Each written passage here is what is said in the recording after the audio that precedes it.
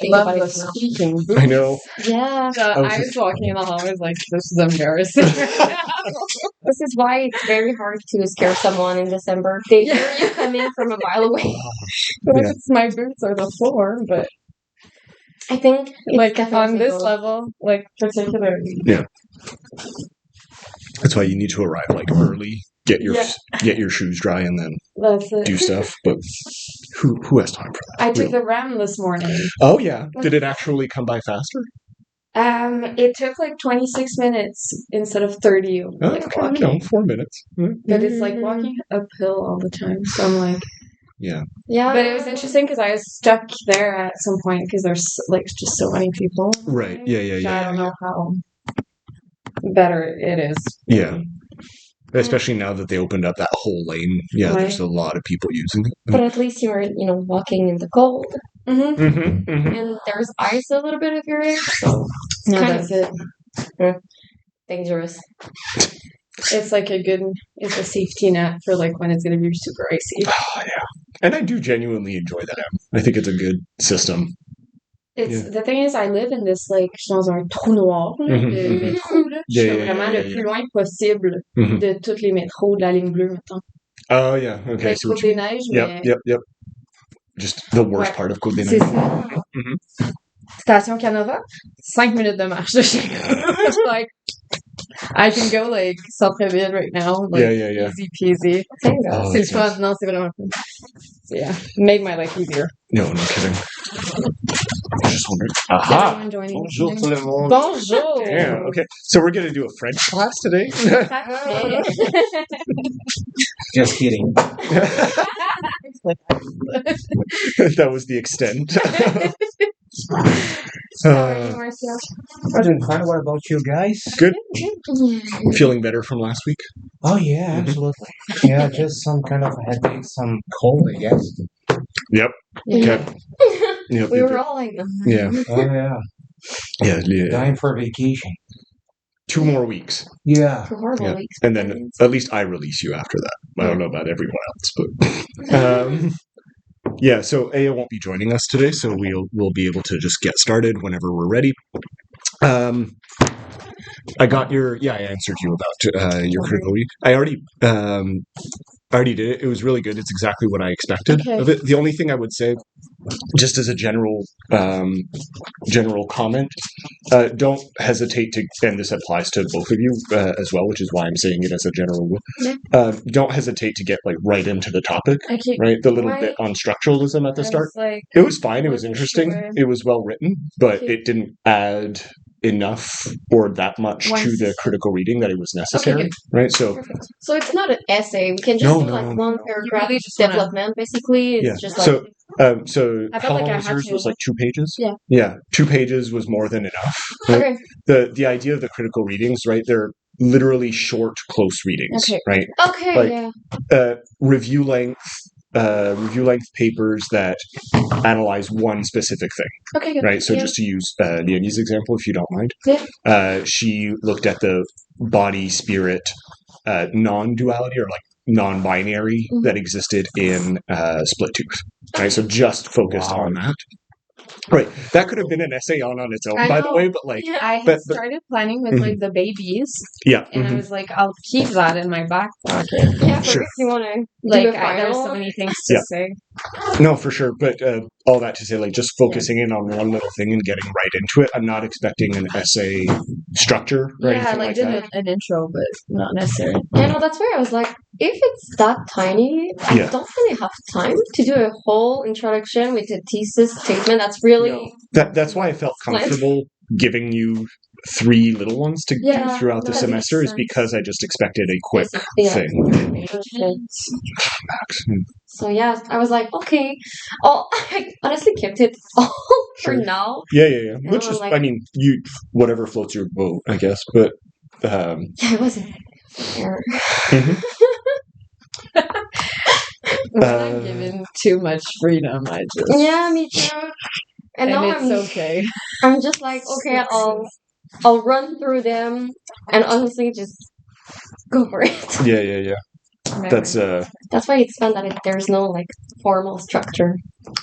No, I almost hesitated to actually not give, because I know some professors I've had in the past have done this for their finals as well, where they don't even expect an essay structure. It's just like a long, close reading type of thing. Okay. But I don't know. I think practicing some kind of essay structure is still valid in some way, shape, or form, which is why I encourage you to do that for your final in some way, unless you do the creative writing. But all that to say, it's very flexible. Yeah. Okay, so you two weren't there last week. How far along did we get in How Beautiful We Were? Oh, I read it. Well, you've read it before, so yeah, you're fine. I finished. You finished it? Awesome. Good. So I can reference anything and everything. Yeah, because you finished it also last week. I didn't. No. But you can reference. Like, I'm going to finish Yeah, it. you don't mind spoilers, I guess. I knew what I was getting myself into. Okay. Reading it. Yeah. The spoilers. It's okay. Also, we still have the little factor, the little oil thing that I drew from last week that was left. So that's cool. All right. So last week, if you didn't listen to the recording of the class, this hat is already getting really warm on my head, so I'm going to drop it. If you haven't listened to the recording last week, we mostly focused on the concept of oil, right? Which is obviously the central kind of antagonist, I guess, of the novel, if you want to put it that way, in more abstract terms. So we focused on oil and Paxton, and the general concept of petrofiction, right? And we looked at that through Aya's presentation on what's the name of the Black Devil text that I had asked you to read last week. How many of us read the Catherine Yusoff text this week? Half of it. A little bit of it, yeah. No, I read. Okay. Quite complex. Yeah. Very complex. It is complex. As long as you understood like the basic principles of it or the general gist of it, I think you will be fine for today. Yeah. I feel like I got the idea, but yeah, I'll ask you what you got a bit after, but again, just to kind of plan on the spot. So yeah, a lot of what we talked about last week was oil, and how how it's depicted in Africa specifically, but it's such a central element to what we broadly call neocolonialism, right? So Latin America has a lot of conflicts, both political, social, and economic, that are related to oil, right? Where we gave the example of Venezuela right now. But like we said, most Latin American countries at this point have had some relation to that. I'm sure, Marcio can speak to that. Right. It's right. Yeah. I don't know actually the case of Brazil. Is there a lot of... Not that much, no. No. Although Brazil is probably an interesting example to take right now, especially because you have or it just finished, the COP30 conferences. Right, in Rio right now. Yeah. Down there, and lots of complaints, of course. Yeah, nothing resolved. Yeah. As usual. But as usual, it takes 30 of them, and we still got nowhere. But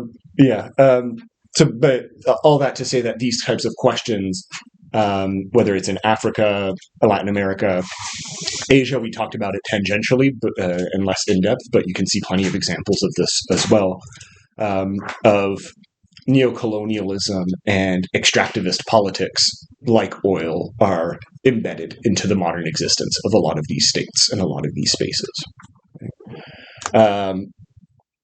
This is probably something I'm assuming, Alicia, you talked about with your globalization class, where you talked about how talk about those things and petrofiction. Petrofiction, yeah. Okay, so good. What class was that? Sorry? It was literature and globalization. Another class. Oh yeah. First. Yeah, I think it was last year in winter. Yeah. Last year. Winter. Okay, we're not taking the course now. No, I already took it. It was with the Heike. Okay. It was interesting. Mm-hmm. It was one of the books we talked about. Oh, that's why I was like, I'm pretty sure I know where this is going. Yeah, you're familiar with it. Yeah. Okay, yeah. So one thing that I didn't have time to talk about last week is, and that I think will connect us, I think, pretty well to this week, is a passage that I found in a relatively recent Robert Macfarlane text called Underland, which you can already see just by the title where I'm going with this, right? But for those of you who don't know, Robert Macfarlane is a British writer who's kind of a popularizer of a lot of the terms that we've been talking about in this class, right? He's written books on his most recent one is on water, but Underland is a whole what he calls journey into deep time, right? So he talks about geologies and so on. He did a whole book on like walking through landscapes, right? Like a modern Wordsworth. And so if ever you're interested in like a more popular or accessible version to what a lot of the theorists we've been reading are talking about, I recommend Macfarlane. He's quite good. But he has an interesting passage at the start of Underland, which he published, I think, in 2019. And it reads, "In the Underland, we have long placed that which we fear and wish to lose, and that which we love and wish to save." And I think that's an interesting way of thinking about geologies, right? And to kind of bridge us into Catherine Yusoff and the rest of How Beautiful We Were, right? Specifically, this week, I'm planning on talking about how resistance is played out in the novel in a few different ways. Since last week, we talked about kind of neo-colonial impositions. I think it's only fair that we talk about the opposite, right? How people resist this, and how this text approaches it in particular ways. Right? But yeah, I like that. In the Underland, we have long placed that which we fear and wish to lose, and that which we love and wish to save. And I think this idea, you can already start to see that I'm nasally a little bit. I think you can already start to see how oil kind of plays into this, right? Last week, the Wallinen text that we read referred to oil as this monster, right? The black devil. Not in the racist sense, but in the literal color of like the oil in this case. And that would be very much something that some people fear, right? The way that there's kind of extractive violence on the planet, but also the literal political violence that is given onto people in order to extract that oil, right? So that would be the fear question. But in that same space, to come back to terms that we developed last week, in that same space where the oil is found and extracted, you also get that which we love, right? The people who are living on that territory, right, which we can broadly call the indigenous populations, right, however that's construed, usually resist, right, these oil extractions because of a love and wish to preserve what territory they're living on, right? And the way that they've been living on it for decades, centuries, millennia, however, right? You can also really pervert this and say that the people who are doing the extraction, or the multinationals that are doing the extraction, also do so out of a sense of love, but a different kind of love, right? Like I said, a perverted type of love, right?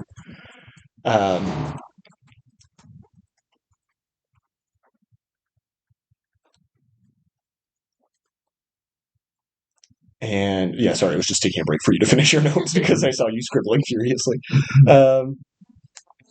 And yeah, I think we should kind of keep that in the back of our minds for this week. Okay. Before we get into the Yusoff text, anyone have any questions or concerns or anything they want to raise? Yeah. It's not about this, but for next week, Mm-hmm. I was wondering, do we need to prepare anything? No. It's like a time. No, because like I said, no, it's fine. Might as well talk about it now. Sorry. No, it's cool. I was going to talk about it at the end of class. But yeah. Just, we're already finished with this week. Let's go with next week. No, nothing to prepare. I still haven't settled on which movie we're gonna show. I'm down to 2 choices, right? I'm probably leaning towards Walkabout, which was a movie from 1971. But the whole point was to kind of bring together a lot of different concepts through a film, right? Which is why I'm having such difficulty like finding a perfect film for this. Last year it was super easy for me. We did Eraserhead by David Lynch, and it was a whole class on weird fiction, so it was super easy. But yeah, this week this year I'm still trying to kind of finagle which one. But yeah, just show up, watch the movie, have a nice time, and leave a little bit of time for discussion at the end of class. So no theory, no nothing. We're just going to kind of merge everything together from the class. Yeah, you're welcome. Be in this class. No, so I at the end of the hall there's the what's called the CLCP room, the Centre d'études littéraires et planétaires, whatever the acronym is. Culturel et planétaire, it doesn't matter. Yeah, which is run by Heike, actually. And she already said that I can absolutely use it, right? There's a big TV there that we can just project the movie on. The only problem is that you need a key for it, so I just need to actually secure that key. But yeah, that'll probably be where it is. Yeah, because I don't. Yeah, I guess I can project there, but yeah, yeah, with like what projector though? Popcorn and everything. Yeah, at 8:30 a.m. popcorn. Always. Oh, I'm ready. Yeah. I'll bring some popcorn. It's fine. Popcorn and coffee, the perfect mix. Yeah. I mean, there's weirder stuff. Yeah. Be stranger with candies. Yeah, Oh, okay. Let's not start that. Yeah. Any other questions about next week? Last thing, you have please. pieces of the hat in your hair, and I'm having a hard time focusing on something else. Whatever. Is it worse? No. Kind of. Deeper. It's deeper. It's okay. At the Pretend I didn't mention it. I have a work meeting after, and this is going to be perfect to just go in it there. Yeah. No, it's all right, Patrick. Yeah. Nobody will notice if it's not said. There's no way that a room of 30 people don't notice. Okay. So,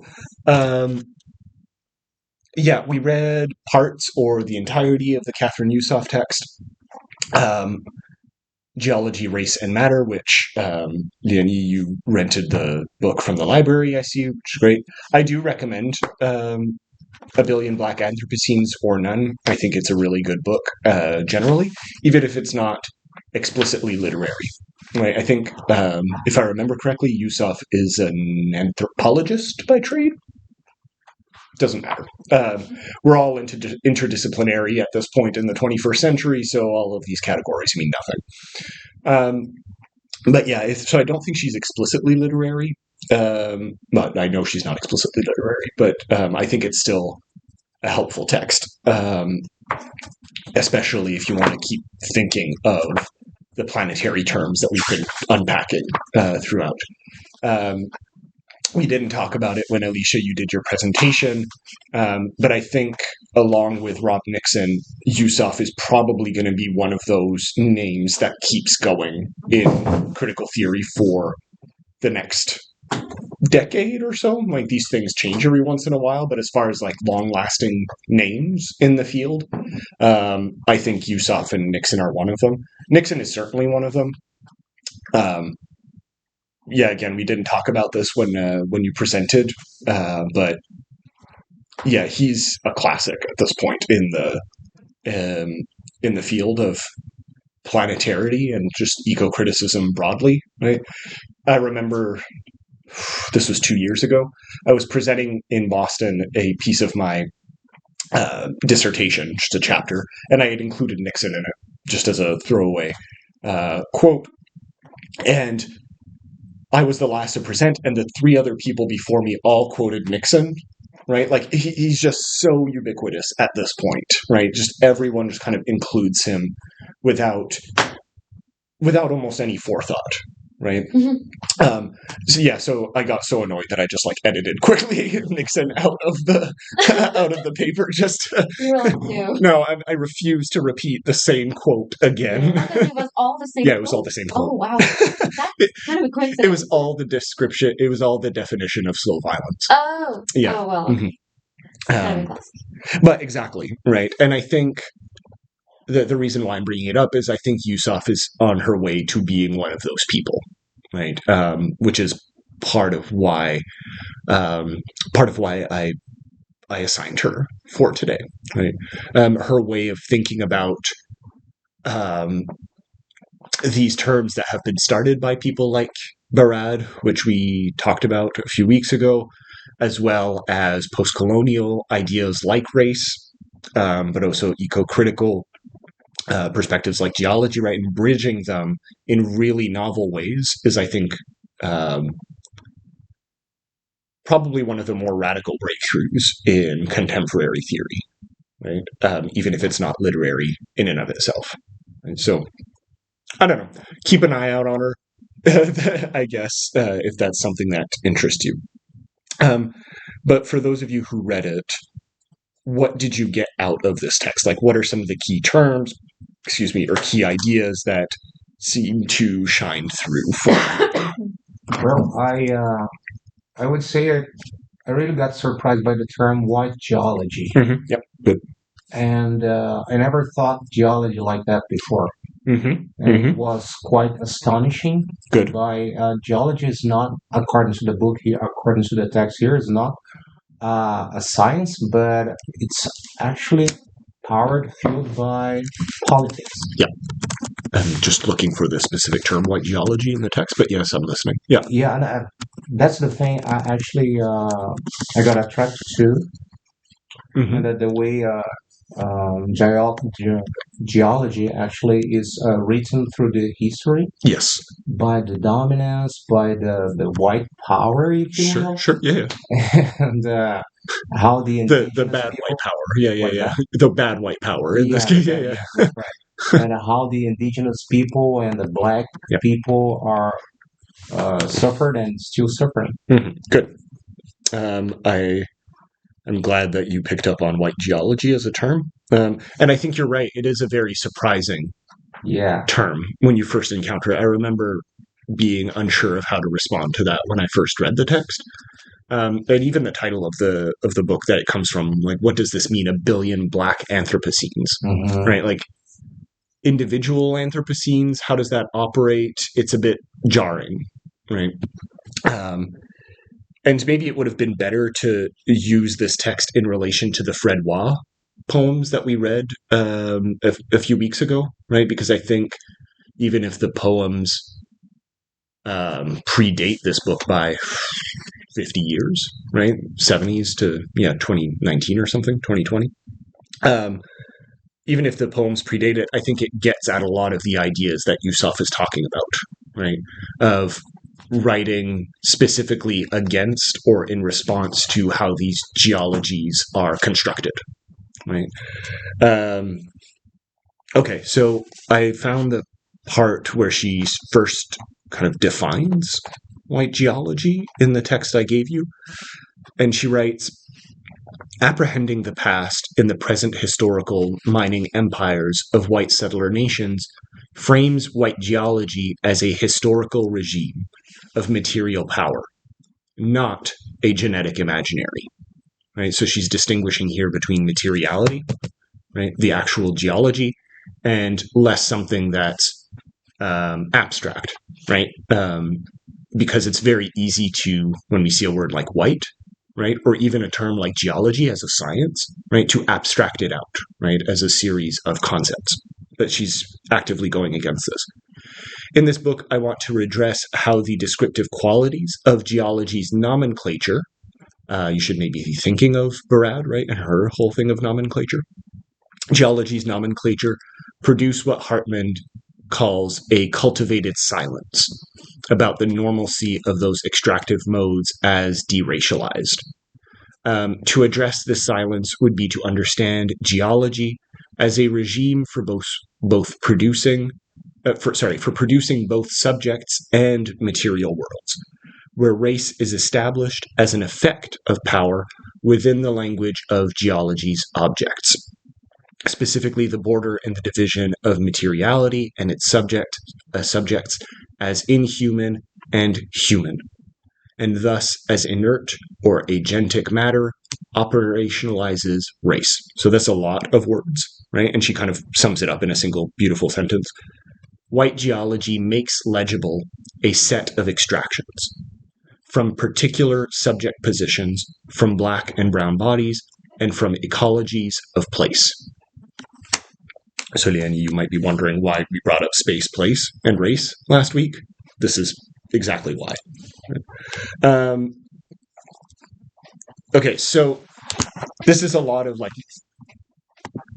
theoretical mumbo jumbo, right? If you just read this for the first time, to put it very bluntly. But if we wanted to put it in layman's terms, right? In Robert McFarlane terms of democratizing and making accessible, right? How do we think this works, right? What she's talking about, how do we imagine this working or operating in tangible, concrete terms? Like, what is she talking about? And again, you can probably think through a lot of the texts that we've read in the past as examples of how this operates, or how a lot of texts work against this operational mode. Am I right in understanding that she says that geology language, or the language around geology, is what has justified a lot of settler colonialism, and even like neo-colonialism right now? Yes, you're absolutely right in understanding that. Okay. Is this how geology explains Anthropocene, or? Okay, good. So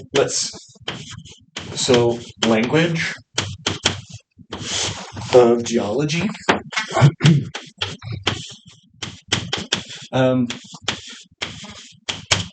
Leanne, what did she say? Normalizes? Justifies. Or, Justifies. Yeah. That's good. Let's see. Justifies. We'll put neo in brackets. Neo-colonialism. Colonialism. There we go. Okay. And then, Marcio, what did you say afterwards? I said this is how geology explains Anthropocene. Yeah, okay, good.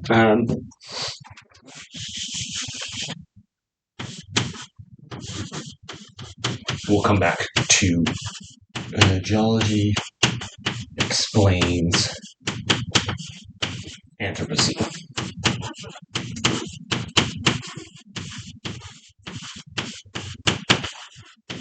Okay, so... Or could it be vice versa? So that's the thing, right? What Yusuf is assuming in this, right, and what a lot of different, I guess, critical thinkers and literary figures, some of whom are alluded to in How Beautiful We Were, right, see the Anthropocene and modern colonial or neo-colonial practices as intertwined, right? So when you say or vice versa, yeah, probably in some way, because they interplay off of each other, right? How exactly is a long lecture that I have not specifically prepared like incredible amounts of notes on. But the basic idea, right, if you wanted to sum it up, is that in establishing a lot of contemporary empires, right, whether it's the European empires of the 17th century or the American empire in contemporary terms, right, in establishing a lot of these neo-colonial empires, what a lot of these institutions end up doing is reinforcing a world in which the anthropos, right, the human, right, is given primacy above all, right? which is why a lot of the writers that we've looked at in this class also engage with the non-human, right, as a radical practice, right, saying that it's not just about the human, right, the world is about much more than that, right? If you want a really good example, there's a reason why we started this class 12 weeks ago at this point on the Enlightenment, right? The Enlightenment is a project of human thought, right, and specifically disavowing the non-human. So far, so good on that? Okay. Now, how does geology kind of play into this? So when Yusuf mentions, right, the language of geology and its use for justifying certain practices, right, what we see, if you want to, again, put it in very simple terms, is a kind of metaphorization at play. Right? I'm thinking of split tooth here with this example, but if you'll recall when we talked about that text, one of the things that I raised is how Indigenous women here in Canada specifically were framed along certain languages, right, or certain terms, if you'll remember that. If you don't, I can sum it up very quickly, right? The idea, yeah, you don't remember? I'm like half into remembering. Okay, that's fine. So the idea was that when colonists arrived in the early days of the settler colonial project here in Canada, the way that Indigenous peoples were discussed were along, right, terms of quote-unquote savagery, right? It was easier, therefore, to conquer them, right, because you refer to these people along animalistic or non-human terms, okay? Now, what split tooth is specifically working against, right, is the way that women were specifically, or Indigenous women were specifically constructed, right, linguistically, as sexually promiscuous, or again, any other number of quote-unquote savage terms, right, which is where the sexuality element of split tooth comes in. So this act of metaphorization has often been addressed in those terms, right? That person is a barbarian, and therefore I can conquer them. Okay? And this is not exclusive to the modern era, right? The term goes back to the Roman Empire, right? Yeah. Anyone who was not Roman was a barbarian, right? Mm-hmm. That's where literally the term comes from. Yeah. Yes, go ahead. So in this, instead of using the human, non-human, she like qualifies it as human or inhuman. Right, but it's the same idea. Yeah, but to like justify what they're doing to the land and to the people living on that land. Bingo. Because she says that allows them to qualify, to perceive things or people either as inert or like that something that has agential agential matter. Like, yeah. Does that make sense? Yep, absolutely.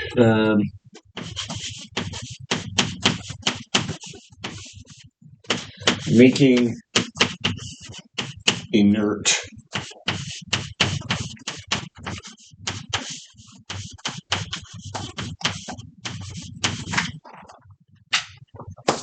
I'm just putting it in like 2 words or 4 words, but right. So this idea of making inert, right? The agential is a good term here. Is key to Yusuf, right? And what she kind of unpacks in the wider point of this chapter and this book is how, on top of the language of barbarism and savagery that I just described, right, and that we talked about, what you see is also the use of a language of extraction, right? This is also expanded upon, if you're interested in reading more about this, in a book by Elizabeth Povinelli, who's an Australian writer. Oh shoot, what's the name of her book. I forget, but I'll find it. It came out in 2016. I refer to it so much, but as Pavanelli 2016 instead of the actual Pavanelli Geontologies is the term, is the word of that book. But yeah, what Elizabeth Pavanelli calls, but what she identifies is, or what they both identify, is how a lot of these racialized populations were talked about with a language of geology, right?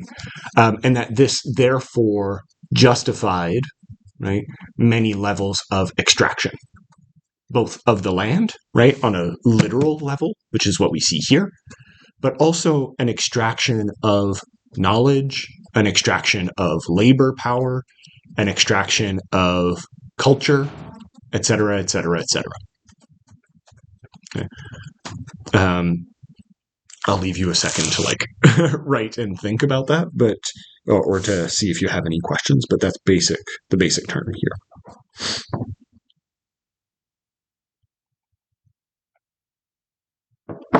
Let me get this straight. Please. So, metaphorization there is actually providing agency to the inert. It's the opposite, right? The metaphorization inertializes what is agential. Okay. Yeah, all right. yeah. The use of metaphor, by the way, if you're looking for a good essay topic, this could probably be one as well. The use of metaphor has a long and complicated history, right?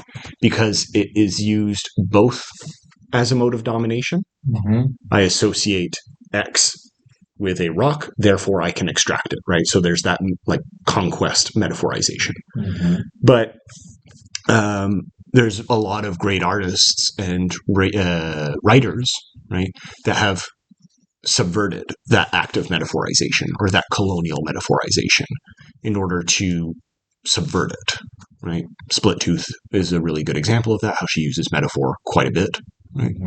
Mm-hmm. But I'm thinking also, there was another text that we read. Not really. I was thinking of Wa, but not really. Swamp Thing does that a little bit. There's quite a bit of metaphor in that, where that might be read as a form of resistance through metaphor, but not as much, I would say, as perhaps Split Tooth. But anyway, all that to say that metaphor can kind of go either way. For not Pavanelli, yes, but for Yusuf and others, they're talking about it in the specifically colonial mode, but you can definitely think about it along resistance terms. Yeah. Any other questions or clarifications? I know it's a lot. Yeah. But again, I think this demonstrates how important I think Yusuf's text is, right? Because it's not one of those things, or the most important texts are the ones that unpack something that we never even would have considered in the first place, mm-hmm. Right? When I first read this text, this would have been a year and a half or so ago, it wouldn't have even come to my mind that rocks or geologies as a concept would have been anything but neutral, right? It's the study of rocks, right, and rock formations. It's fine, right? And this is, through her explanation, kind of one of those things that really opened up my mind as to the potential of analyzing the world around me, right? And yes, it's complicated, and it can be daunting to think of it in those terms. But I think it's worth kind of pausing on and considering, right? Okay. So there's all kinds of questions that then emerge, right? So if geology is anything but neutral, right? Because of the way that we classify certain things, right, on a basic anthropological level, or in the way that we decide where to perform certain extractions, right, or where to dig or where to analyze, right, and so on. There are choices that are made there, right? So on that level, geology is not neutral. But then if the metaphor of geology and inhuman or human is to be extended, right, as Yusuf is kind of encouraging us to do, we then get to ask questions like who is extractable, right, instead of what is extractable, okay? Which is a very powerful question, right? Just a change of prepositions here can reframe how we see the world. Is it Yusuf who uses the question less than political at some point? I forget. No, never mind. I wrote that in my notes. But who is less than political, right? Who can engage in the politics of these extraction policies, right? On one level, we might say, yeah, everyone can technically engage on this, right? But on the other hand, who has access to those lands and who is framed accordingly, right, and so on and so forth, does dictate very much who is allowed to speak about these things, right? We were talking about the COP conference, right, in Rio. Most of the people who attended that conference, right, and who make the decisions about environmental everything, really, are not average you and me people, right? They are politicians, heads of state, people who run, I don't know, multinational companies and so on and so forth, right? It's not Greenpeace, right? I don't know. I don't really like Greenpeace, but no, but access. Yeah, exactly. But you get what I mean, right? So who is allowed to engage in these politics is also a question that extends from what Yusuf is talking about.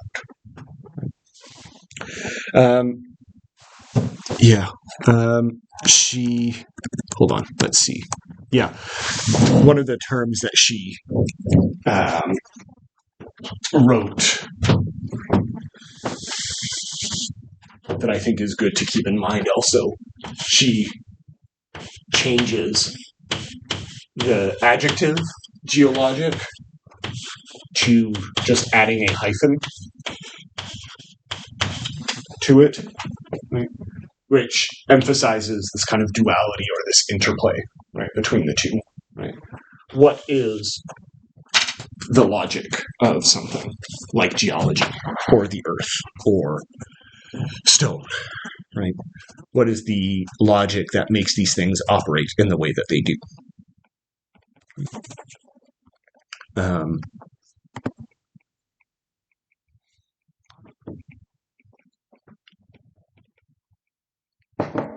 Okay. So just Yes, please. is it because you said geology is anything but neutral, but then everything that preceded was about us, what we were doing with it. Mm-hmm. So is it really geology that's neutral, that's not neutral, or is it more our interaction with it? Because we certainly are not neutral on that subject. But so I think that's the point that that Yusuf is getting at, okay, right? Is that the field of geology itself cannot be separated from the way that we engage with it. Okay. Right? Like the field exists because we engage with it in those particular ways. Right? If we didn't, the field itself of geology would not exist. It would just be the earth on its own as its own agent. And even then, right, this gets back to a whole question of, I guess, which is central to this class, right? To what extent is the planet an agent all on its own? When, even if we're not directly,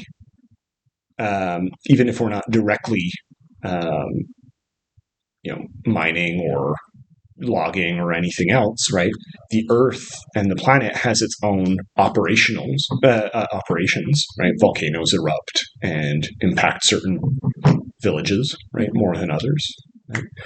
Tides rise because of the moon, right? Right, and so on and so forth.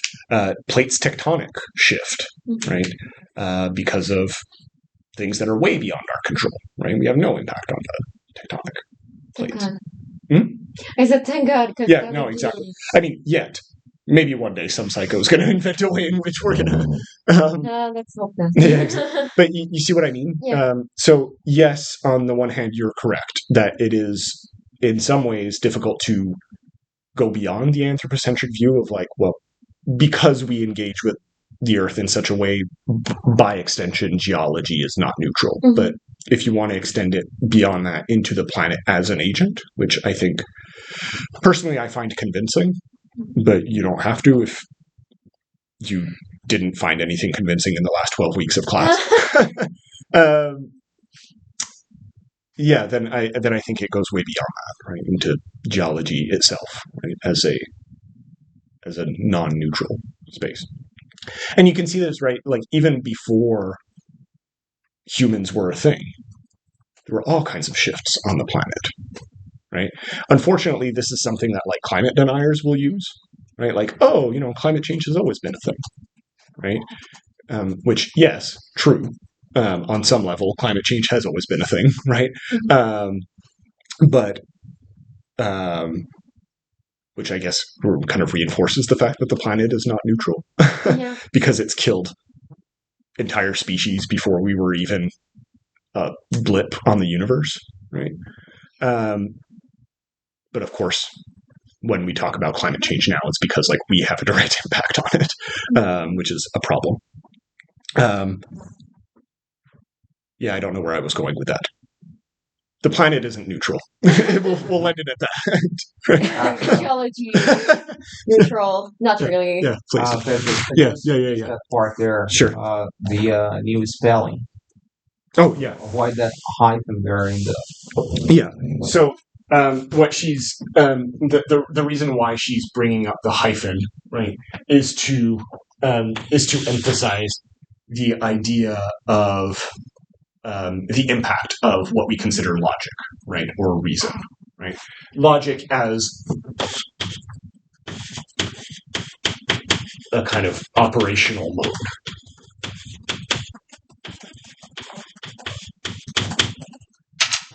So the logic, well, she refers to like capitalism, for example, but any kind of logic, right? The way that we act, think, and so on, right, has an impact on geo, and geo has an impact on these logics. Right? So her use of hyphen is just to emphasize these kind of dualities and this interplay that you raised at the start, right, with the Anthropocene and neocolonialism point. Right? So that's in the most basic sense, like what she's referring to here. Yeah.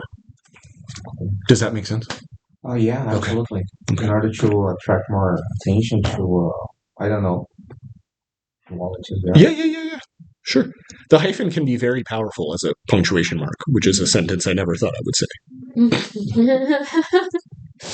It's said now. Yeah, exactly. It's said. No, you cannot be taken back.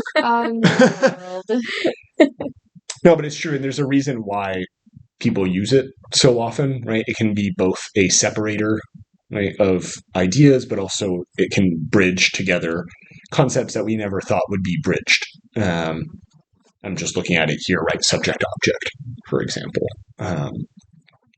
This is not a class on punctuation, and we're not going to get into it, but it is something to consider, right? That whenever a thinker or writer does use hyphens or punctuations, there's usually a reason for it, right? An emphasis.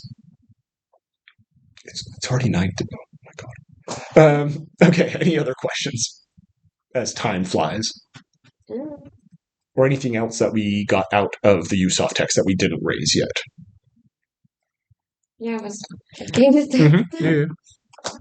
So basically, she says that we need to unpack the language of geology to acknowledge the role of people the role people have played who've been considered inhuman. Yeah. Okay. I think even if she's not a literary scholar, well, I keep saying that she's not a literary scholar, so I'm actually going to look up what she is. Geography. Yeah, that makes sense. Yeah, she's a geographer. Also, although she refers to herself as transdisciplinary, so yeah, inevitably there's some overlap there. Oh, she's British, poor her. Poor her.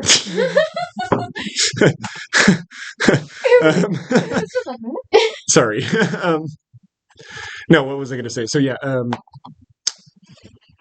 yeah. So even if she's a geographer, her emphasis on language, I imagine you see how it's appealing to a lot of literary scholars, Yeah, right? And I'm not someone who's super well versed in the field of geography by and large, but I've seen her used increasingly in like eco-critical perspectives in literature as a result of this emphasis on language. Yeah. And in many ways, what's really interesting about her is that she advances, I guess, the project that Barad started and we talked about in relation to Swamp Thing. So Barad, as we discussed, kind of not necessarily rejects, but wants to move beyond, right, what she called representationalism, the use of language, and focus on matter, right? And what Yusuf, I guess, pushes forward, if you want to put it along those terms, is the idea that you can never quite go beyond language, right? Language still has this pull that is very hard to get away from, even when discussing something as intrinsically matterful or matter-based. Yeah, matter-based is better.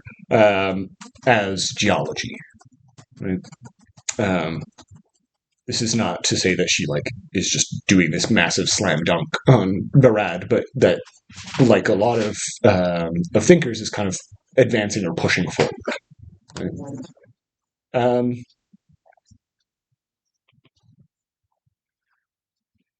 I think that's all I had to say about Yusuf. Did we find her text convincing? I guess would be a good question to ask. Because I think this is a question that we should ask whenever we encounter these new ideas, right? That can seem very radical, right? And it's very easy, and again, speaking from experience, to kind of be pulled into these ideas and take them because they're so new to us, right? I guess it's you see this with pretty much anything. Like, oh, I've never heard this before, so yeah, everything makes sense now. When you read Plato's allegory of the cave for the first time, you're like, oh my god. How old this theory here is going around?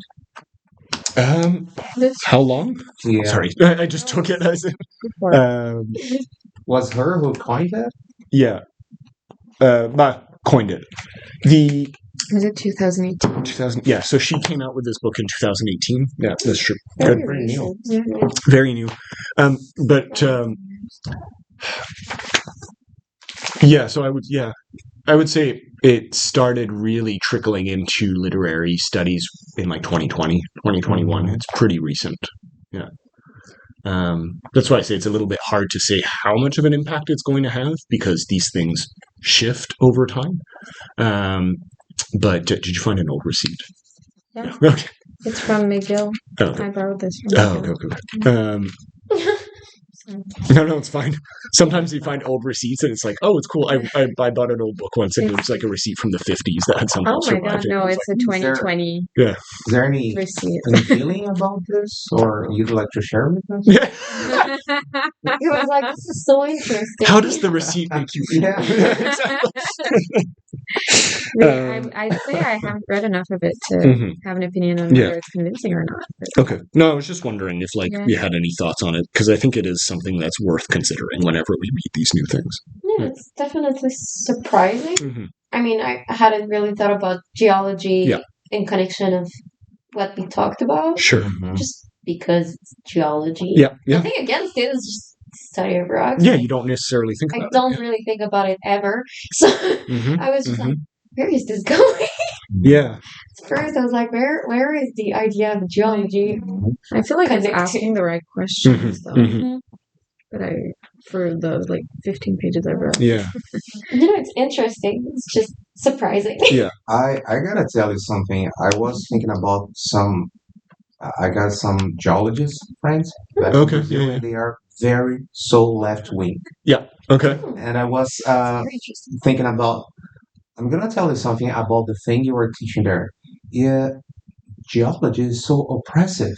Really? Yeah, because Oh, that's the, interesting. the way I think here, the way they are drawing Yeah, yeah, yeah. the theory here, it's kind of oppressive. Just it Okay. sounds like the geology is a bad thing. Okay, right. Okay, I see what you mean. Yeah, yeah, yeah. And since the guys there are kind of so left wing, no, of course not. Probably they gonna battle what I'm Mm, trying to state, or of course, or I should avoid this kind of thing here in order to save my friendship or something like that.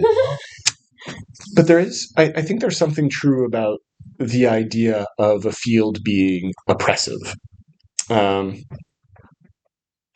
I'm trying to think of the exact term, and I can't. I'll try to find it during the break, or think of it during the break. But literary theorist extraordinaire Frederick Jameson, who I would recommend, but he's even more complicated to read than Yusuf, so maybe not. Um, has this idea or advanced this idea, and again, I'll try to find the term, but that most fields eventually do become oppressive in some sense. By the very nature that there are standards that form in those fields that can become very, very difficult to break out of, Mhm. right? And I think even if she doesn't address them directly, I think when you mention the idea of oppressiveness, gets at that, right? There are certain standards or ideas that in the field of geography or geology, if you shake that boat, right, you risk going against the dogma, right? To use a religious term that doesn't necessarily apply here, but you get what I mean, right? And it's especially true in the sciences, because the sciences really like to think that they're neutral, right? Right, and you see this a lot in like medical fields, for example, right? Medicine is neutral, right? The same thing applies to every human, right? Which is, well, first of all, obviously false, right? Because humans are different in just their bodies, but also just in the actual research, for example, of medical field. I recently found out that most of the knowledge that we have in medicine is based off of experiments that we made only on men, assuming that it also applied to women, for example. Oh yeah, Right? like Alzheimer's. Right, like Alzheimer's. Mhm. And now we're finding out that like that's not true, right? That So Alzheimer's different. also affects women differently, right? Or that there's all kinds of issues that appear more frequently in women than men, and all kinds of stuff. And so this idea of engaging with an oppressive field works on many levels, not necessarily in the authoritarian sense, right? Which I don't think what you were saying, right? But in the sense of you don't shake what is expected, right? Or you can only go so far in advancing certain ideas before someone gets mad about it. So I think you are right about that. Yeah. I think this is true to some extent in the literary field, but this is one of the reasons why I like it, because the social sciences are a little bit more flexible on this. But for a long time, especially before like the post-colonial turn in the 50s and 60s, English studies and literary studies were very rigid as well. Right? Like the only way to analyze a text is by looking at the author's biography and seeing how they put themselves in a text, and barely looking at like any kind of close readings. Yeah, and I don't think that Yusuf speaks for the like the individuals studying and working in the Right. field Yeah. necessarily. Like, if they're very left wing and like progressive, I think I don't think she's like addressing them specifically. Kind of thing. I don't know. Yeah, maybe more the study in general. Yeah.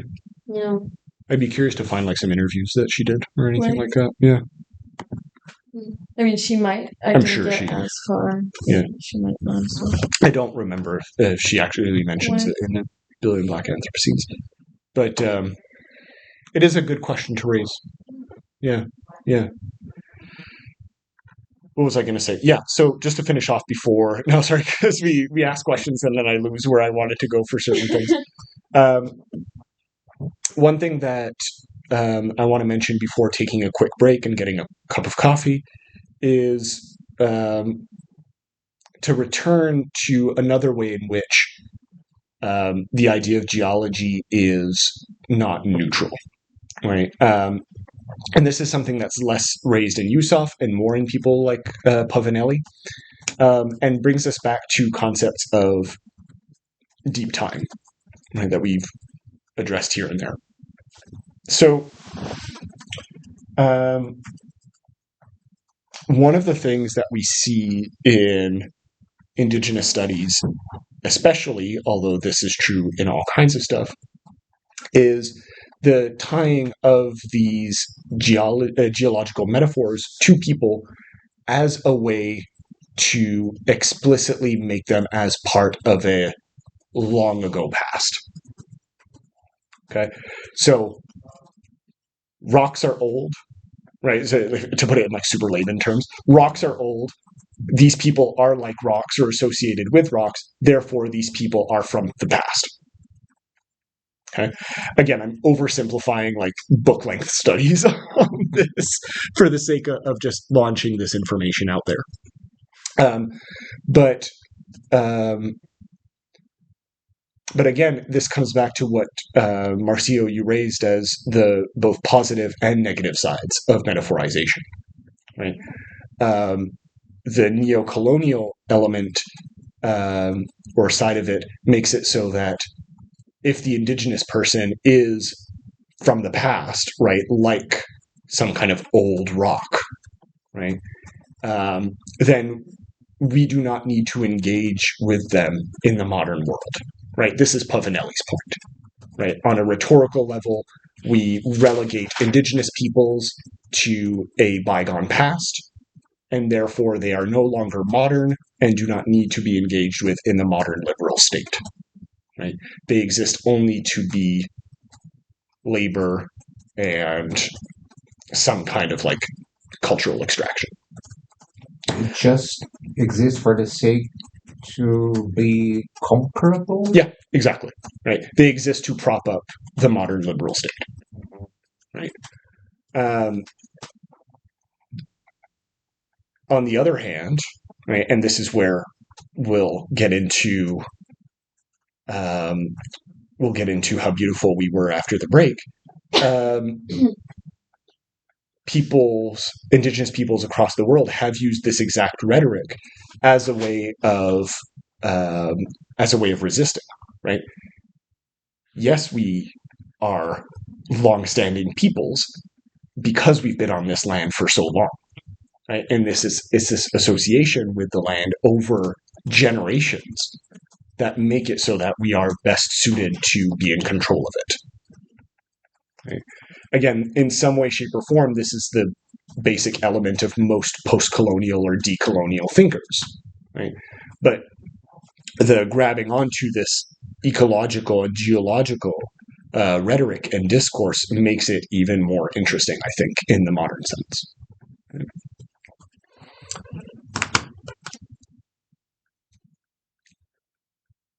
Again, this is not something that you would have read specifically, so I'm not expecting you to necessarily like have anything to add on to it. I just wanted to offer it as something else that people have made as a point in relation to geology and race, and geology, race, and matter, I guess, to put it in the terms that Yusuf uses.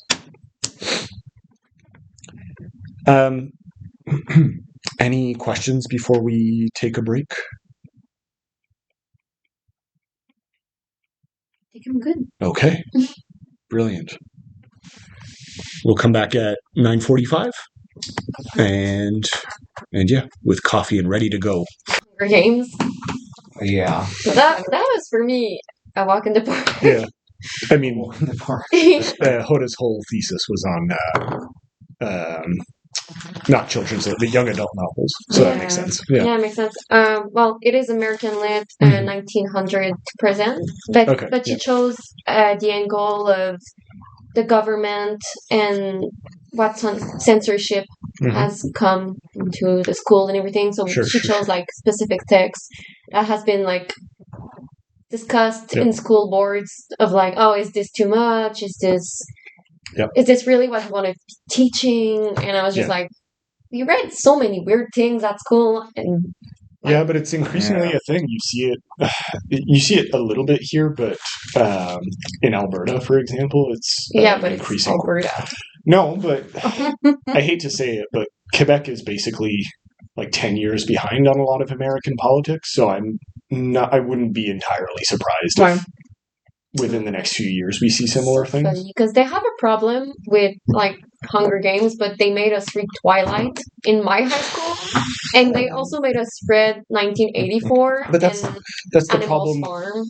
That's the problem with any type of censorship. It's like censors are notoriously bad readers, right? And so actually engaging with any type of literature is, political in some sense, right? It's just the type of politics that the censors want, not the actual.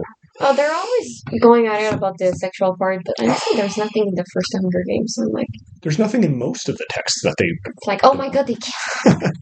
So horrifying. A really good example. Have any of you ever read? What's his name? John Green novels. Oh yeah. Yeah. Okay. So his most famous one, like The Fault in Our Stars, and all of that. Pretty milquetoast, normal romance bestseller type of stuff, right? Nothing out of the ordinary. And this is not a dunk against him. He knows exactly what he's writing, and it's fine. No, he's good at it. Yeah, exactly. Pretty, straightforward. He's a really good talker, and I remember hearing him give a talk, and one of his books, one of his more recent ones, has come under like these censorship talks, right? Because there's a sex scene in it. But it's a sex scene between two like young adults, and it's meant to be awkward and difficult because of course it is at that age, right? Yeah. Everything is, especially sex, right?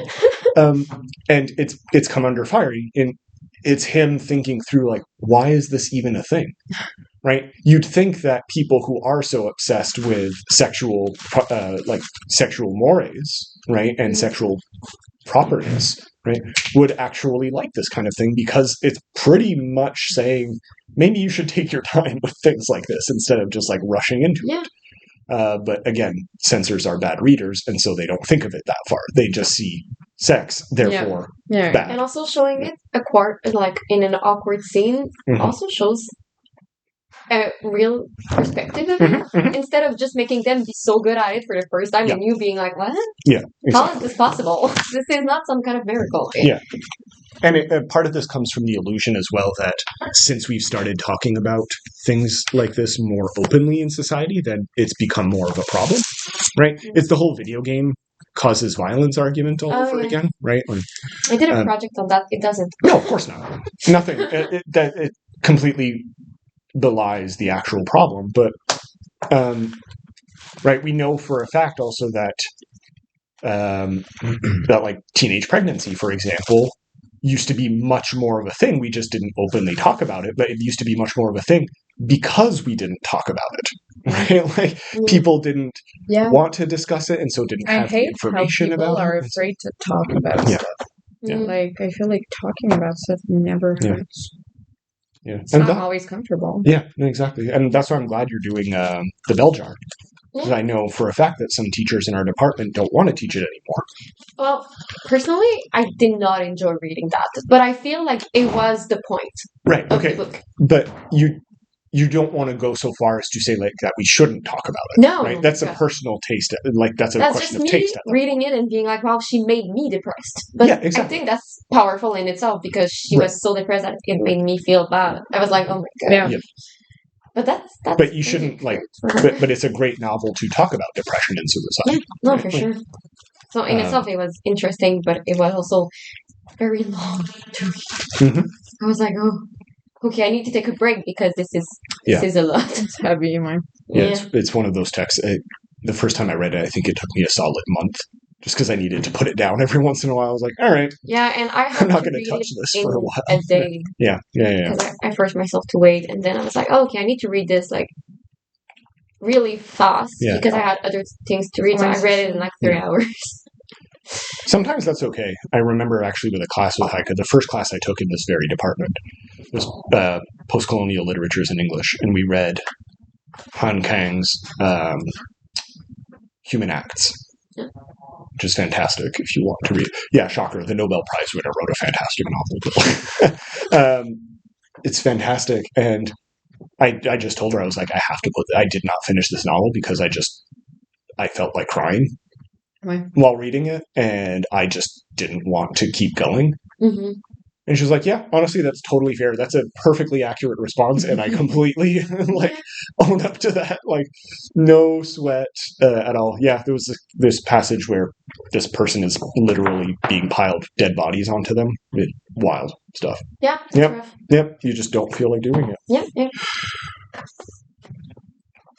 So how beautiful we were. Unless anyone has anything else to say on the subject of censorship.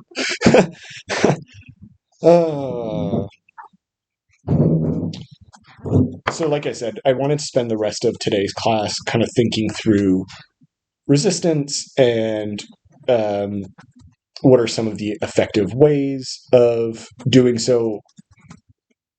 I had written in my notes, right, is it possible to mobilize the planet, or is planetarity some kind of resistance? That is obviously a very, very broad and difficult question to answer, so it is totally fine if we do not come to a firm conclusion about this. I'm just being open with you all as to how my brain worked while I was constructing these notes.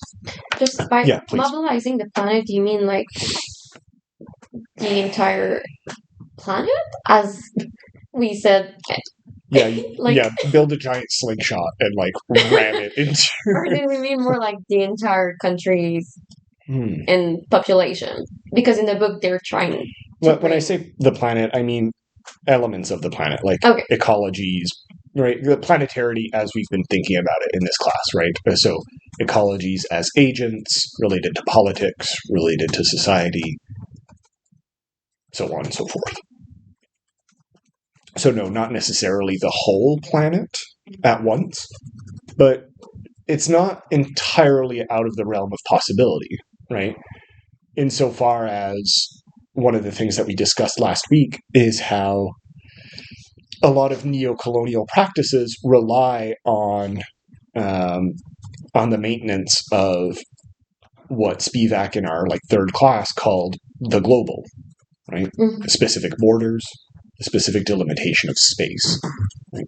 And so the planet as a concept that breaks down those borders, right, or as a concept that goes beyond those borders, as colonial tools, can be maybe an active resistance in that conceptual mode.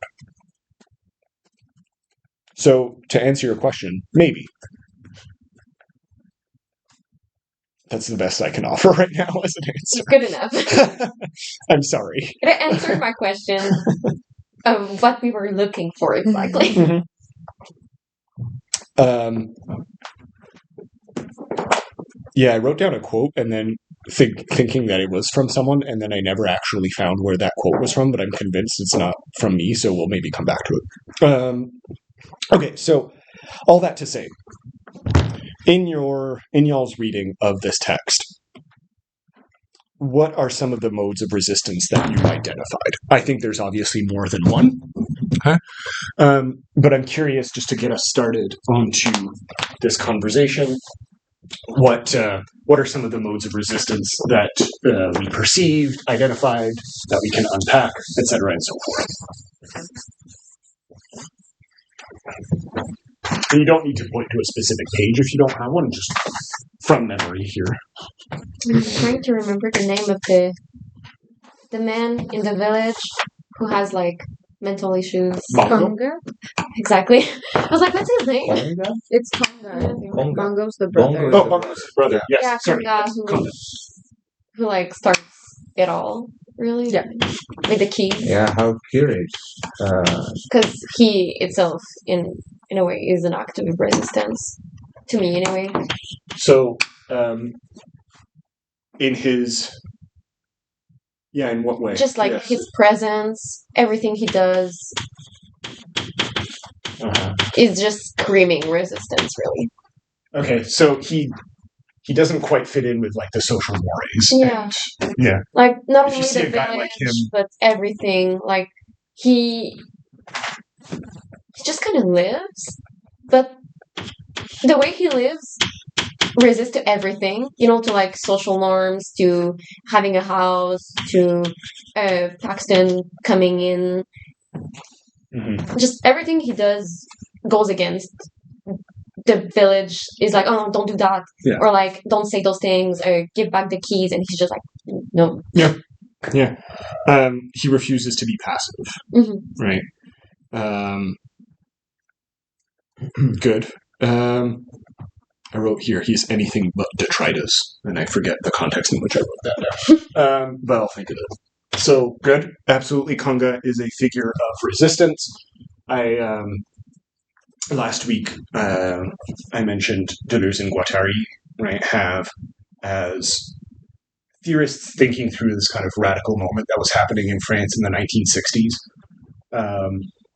a similar concept that kind of ties in with Conga. We don't need to get into it today because it's very complex, and they basically expound on it in the entirety of their book called Anti-Oedipus. Right? But this basic idea of being a person who does not respect social norms, right, and who actively dissociates from expected reality as a mode of resistance is something that has psychoanalytic in Deleuze and Guattari's case, but also in their case, kind of anti-capitalist and anti-colonial value, right? But again, it is if you thought Yusuf was a complicated text, hold on to your chairs for Deleuze and Guattari. It gets wild, right? I do recommend them though; they're kind of fun. There's a whole chapter in that book about how God is a lobster. Fantastic stuff. Oh, sorry. Yep, I'm not going to explain that. It doesn't matter. I'm like, what? Yeah. God as a lobster. Sure. I refuse to elaborate. That's fine. Should read the text. How is that ever possible? Yep. Mm-hmm. Exactly. Anyway, it doesn't matter. Let's not do this. Let's not do this now. Heike recommended that book to me, and when I first started my dissertation, and I wanted to, actually speaking of wanting to cry, that'll do it for you. Just be like, I don't know what to do here.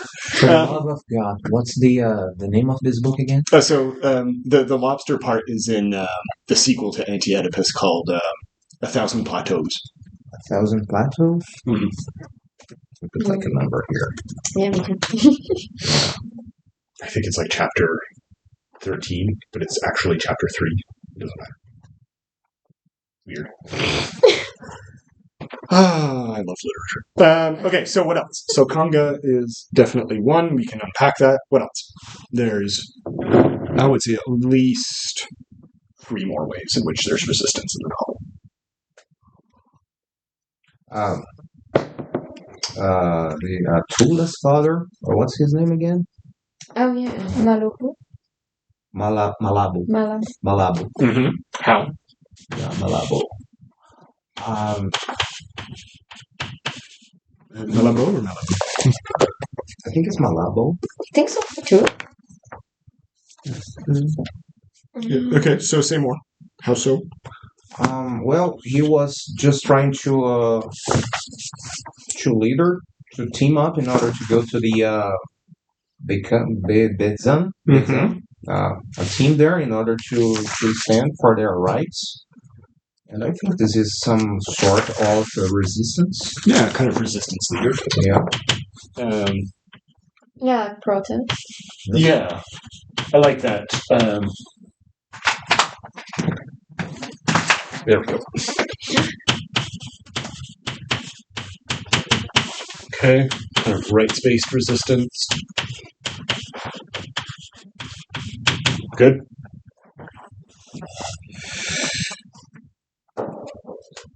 We brought one up last week, so Leonie, you might remember. It happens almost at the start of the book, like within the first 30 pages. There's an action that takes place that involves Conga action. Conga's action? He's kind of related, but what happens within the first 30 pages that kind of kicks off the novel? Talking about when he took the key? Or there is something else that I missed? The Pexton men who are there, do they go back. Okay, They're captured. Yeah. Okay. Oh, Yeah. so violence? Hmm? Well, not exactly violence, but But okay, so abduction. yeah, so the abduction is good, but the abduction of the Paxton men. Good. The Paxton man, you mean the seal there? Hmm? Or just the three of them? The representatives. Yeah, those The that three? come in are like, there's nothing that's changing. Okay. Come in the village and do a speech, but the speech says nothing. Mm-hmm. The sick one, what were Mm-hmm. the round one? I don't. Yeah, exactly. Yeah, They all had one, like yeah. The sick one. Round one and the leader. the leader. Yeah, Yeah. good. Yeah. Good. So excellent. You used an interesting term, Alicia, with the use of violence. Well, I will yeah. put a question mark there. If, in this case, what qualifies as violence? Who calls something violence in what context matters a lot. Mm-hmm. Right? To put it in very simple terms, one man's terrorist is another man's freedom fighter. Mm-hmm. Right? Comes back to the same thing in this case, but on an arguably lesser. I don't think the abduction of these Paxton men would be qualified as terrorism, so to speak, but you get what I mean, right? This kind of duality might be worth unpacking. What else? There's some more on a conceptual level. Some characters do certain things. Tula's going to university in America as a form of resistance, and she's like, we need to get more education to fight those that are doing this to us. Good. I think that's excellent. The In America is perhaps a very interesting one to unpack. Mm-hmm. Maybe when they try to contact Austin in order to make themselves heard. The journalism? Yeah. Good. Yeah. We'll put it up here.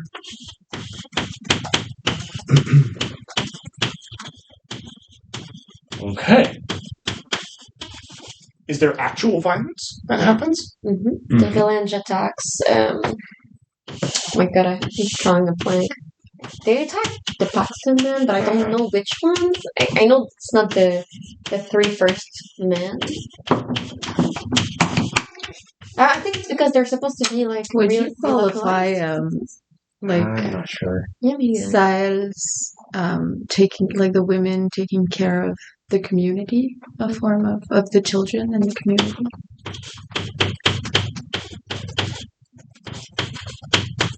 Actually, we'll put child and community care. Good.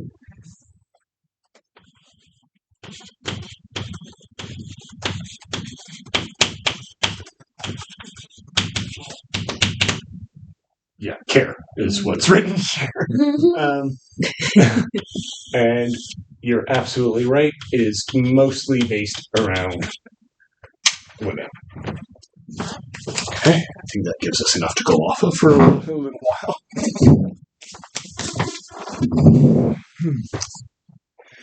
So,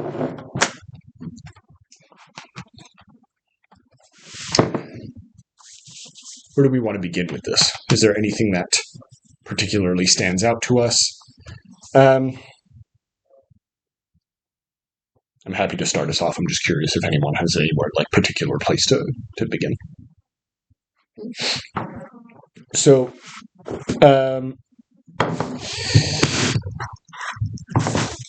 let's see. 282, I wrote down. I really gotta say, I really got sad. Yes. With the ending. Okay, say more.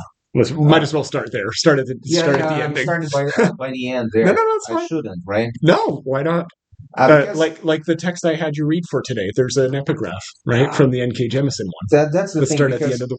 I thought Tula, after having studied in America with Carlos by her side, a very powerful lawyer, I think should be another ending for this book here. I was really rooting for the people there, and I thought Paxton would shut down. and the piece would come back right before the rubber, the oil there. Yeah. Yeah, and So unfortunately, you were expecting a more happy ending. yeah, absolutely, Okay. absolutely, a different ending, different from the usual ones we are so accustomed to see. Okay, which is to say, Which is to say, when for example, you mentioned Venezuela and all the suffering there, mhm. and that thing will never change unless the man in the power there would be, all the history there. Mhm. And the tendency actually keeps repeating, and repeating. Okay. And in this piece of art there, okay, now we are going to have a different ending. Unfortunately, not. It's just a representation of the truth, the reality. Good. Mhm. That's really good. So I guess the question would be why? Because, and this is always a valid question, because Imbolo Mbue is a professional writer, right? So she made this deliberate choice to end in this particular way. Yeah. And you're right, on a certain level, it's not satisfying for some people to end on that ground, and she could have easily ended on a satisfactory level. So why didn't she? I think it's a question worth bearing out. Right? What is her purpose in doing something like this? Because if she actually does otherwise, maybe that shouldn't be that impactful as she would like to be. Okay, yeah. So it creates a better impact. Yeah, I think that's true on like a narrative level. Yeah, absolutely. Right? It's more hard hitting.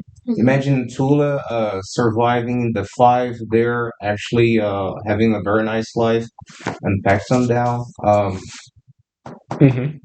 That should be a kind of romantic ending. Yeah, it wouldn't be as well realistic. It would be utopian. Mm-hmm.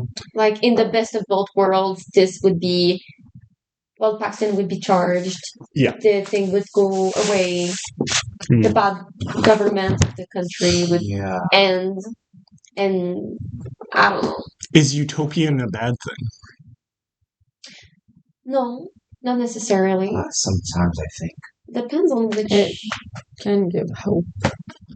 Okay, so this is, again, this could be a whole other discussion. There's some really interesting thinkers that I'm thinking of, like Ernst Bloch, who I look again, and you can read him, but his whole treatise on hope is like 600-page volumes. So this is just really cursory. But he makes a distinction between hope and utopia, right? Because for him, utopia is too idealistic, right? Like there is no world in which everything will be perfect, right? Even if you get what you want. Okay. But he distinguishes then from hope, which is that you build something new in the wreckage of the present. Right? And if you want a shorter version of this, I would encourage you to look towards Walter Benjamin, for example, who's a contemporary of Bloch's, but who managed to write in like a much shorter way this particular idea. And this idea of growing out of the wreckage is, I think, something that Mbue is kind of getting at, right? Because this is a novel that is filled with the wreckage of the present, right, and the wreckage of modernity. Both in what Pexton does, right, as a company, right, and this is something that's given right at the start, right, the acid rain and the people dying of all kinds of disease and so on and so forth. But also in these acts of resistance, right, there is wreckage in their aftermath, right? People being displaced, people dying, so on and so forth, right? People being abducted, so et cetera, et cetera. And so the question for Bloch and others, and I think a lot of post-colonial thinkers, especially indigenous thinkers, just because I read more of that, so I'm more familiar with it, grab onto is, great, now that we have this wreckage, what can we build anew? And now my question, I guess, turning to you all, at the end of the novel, yes, it's not satisfying. I think you're right. Do you get a sense that something else can be built from the wreckage that the end of the novel is? And it's okay if the answer is no, but I think it is, again, one of those things that's worth answering, right? Does she kind of leave it open to the possibility of something else, right? What Bloch would call hope. Can someone summarize how it ends? Right, I was trying to go back to that too because I kind of as want to much as I engage in remember that. Okay. Okay, Tula dies. Tula dies, yeah. Sorry, it's so funny. I could just go on this whole thing. It's oh my god. You know what? I Felt think like a you might movie. remember. Yeah, it's so sad when she dies, and Oh, Fuck. the last. Yeah, because there's a fire? Is that what I... Actually, there is a massacre. yeah, Oh, she Yeah, takes another his one. arms. in the village Yeah, again? she actually they abducted Mr. Fish Mm-hmm. and his wife, and they were captive in the village there, inside a hut. Mm-hmm. And then the His Excellency's army Mm-hmm. got there, Okay. and they made justice. That's You are. You Mm-hmm. no. Go on. Go ahead, Alicia. If you're gonna. No, what? I No, feel I was like- just verifying the end. Mm-hmm. I feel like it's a really like dark ending, but there are little like, I think there's place for hope too, in a sense, because like I don't know how many people are left by the end, and like, but over the like, I don't know, last 20 years or like I don't know how many years that takes place. actually It's not so. the place too in 2020, right? According to the Yeah, but it takes place over many years. So yeah, does- yeah. there like a lot of change has happened. Like Yeah. 4 years. they were able to manage to like get bottled water from Mm-hmm. Yeah, and and like they have money and education. Internet. Yep. What'd you say? they have even internet there in the village. See, I didn't get there. But yeah, so like I feel like there's like, even if it's horrible, it's like some good stuff can still happen. Like we can still make something happen for ourselves. It's not quite at the end of the novel, but I think it gets at what we're kind of. I'm looking at page 285 of my version, so I don't know if in the paperback it's the same. Where there's this section in the like bottom third of 285. When her time came, she died with a smile on her face. These past years, the world has tried to tell me that there's a better way to live. I should act on my pain, because people like my mother are misguided. The world is wrong. And I'm struck by what you said, Marcio, at the Venezuela example, like this is always going to be the case. Yeah. Right? And I think there is an ease in the contemporary world, and I'm not saying you're wrong necessarily, because I sometimes feel similar things as well, where, well, it's always going to be like that, right? No matter what we do, there's always going to be a corrupt government in Latin America, right? Unfortunately. There's always going to be hyper-capitalist exploitation in the north of Canada, right? Or whatever, et cetera, and so forth, right? And I really like this passage. The world is wrong. And if ever there is a, how can I say, an expression of hope, right? I think it can be summed up in many ways with the world is wrong. And this desire to not change specific elements, right? Because all you're going to end up doing is fighting fire with fire and ending up with more bloodshed, right? But to change, or to be willing to change on a wider scale, right? Not just one little country, but an entire system that encourages these things, which can almost be much more daunting, right? Because then we're again facing the planet on like a planetary scale, to come back to what we said at the start, right? We talked about this last week. I'll just keep coming back to the example of Venezuela because it's a good one, right? Where we rightfully criticize what's currently happening in that country, right? But it's also a very isolated one. That even if they did want to do nominally something different, right? Their government, at least on paper, wants to be independent from the capitalist world system, right? But is also extremely isolated, and therefore it makes it very difficult to actually do something different, right? Without at least being repressive, or face major economic strife as a result of it. Right? So this idea of the world is wrong is perhaps one that we should hang on to. I think that's an expression of hope. Maybe that's me overreading or being too generous, right, into what's going on in the novel, but for me that's what it reads like. I don't know if anyone has anything to add or to disagree with on that, but okay. Maybe we're just thinking. Or slowly falling asleep. No, I was thinking about the very end.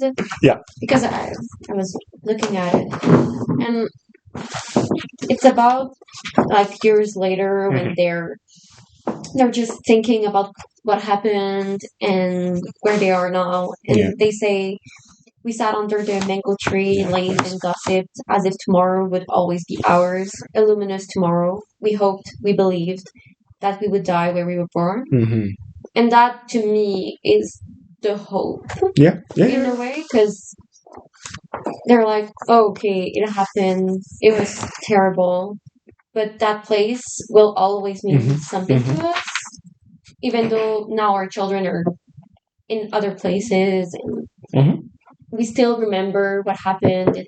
Yeah. And that very same passage begins. Symbolic.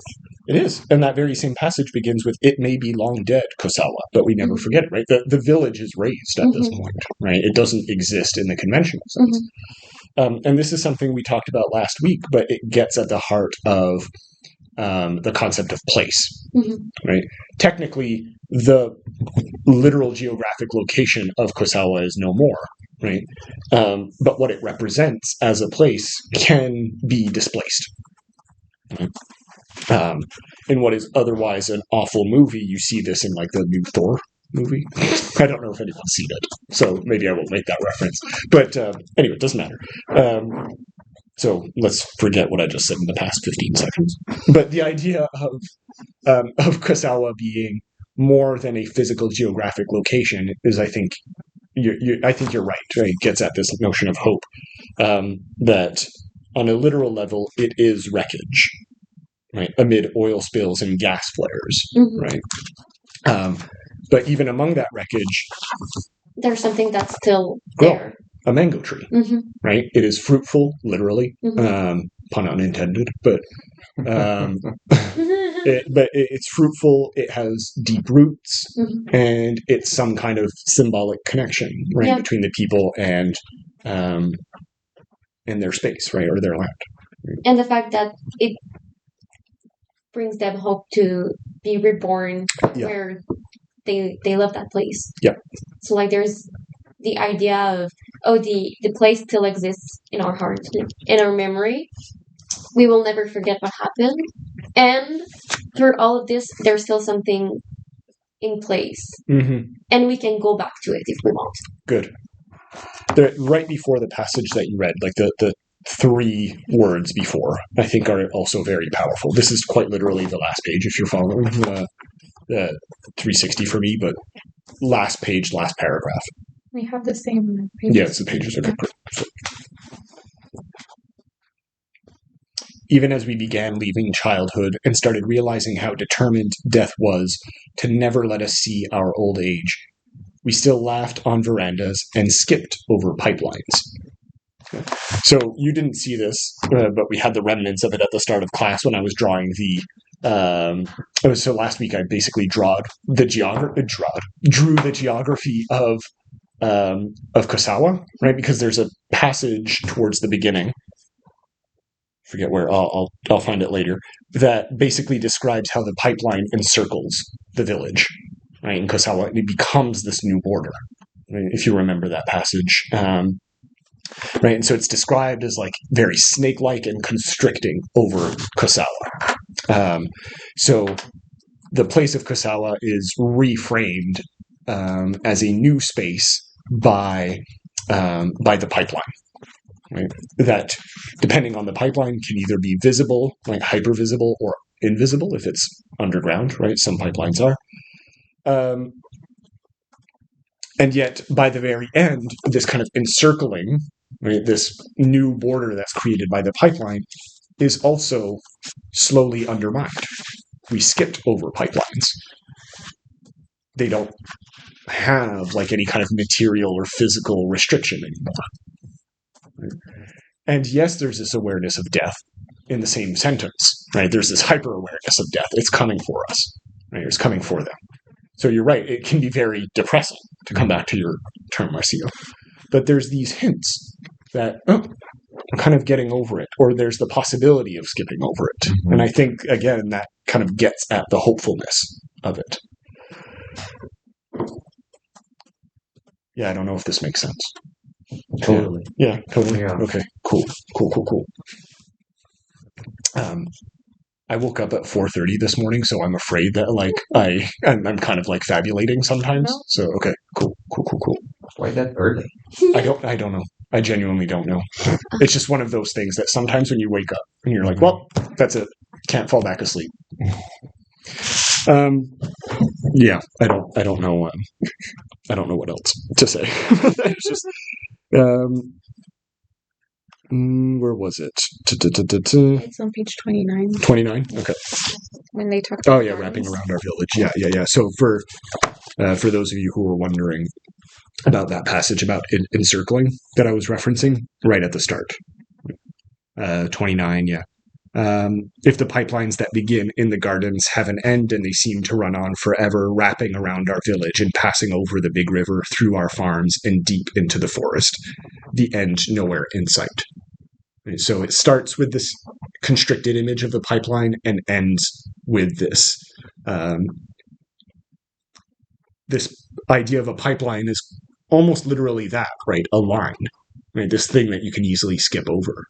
And I'm reminded of a passage that begins Ursula K. Le Guin's science fiction masterpiece, The Dispossessed.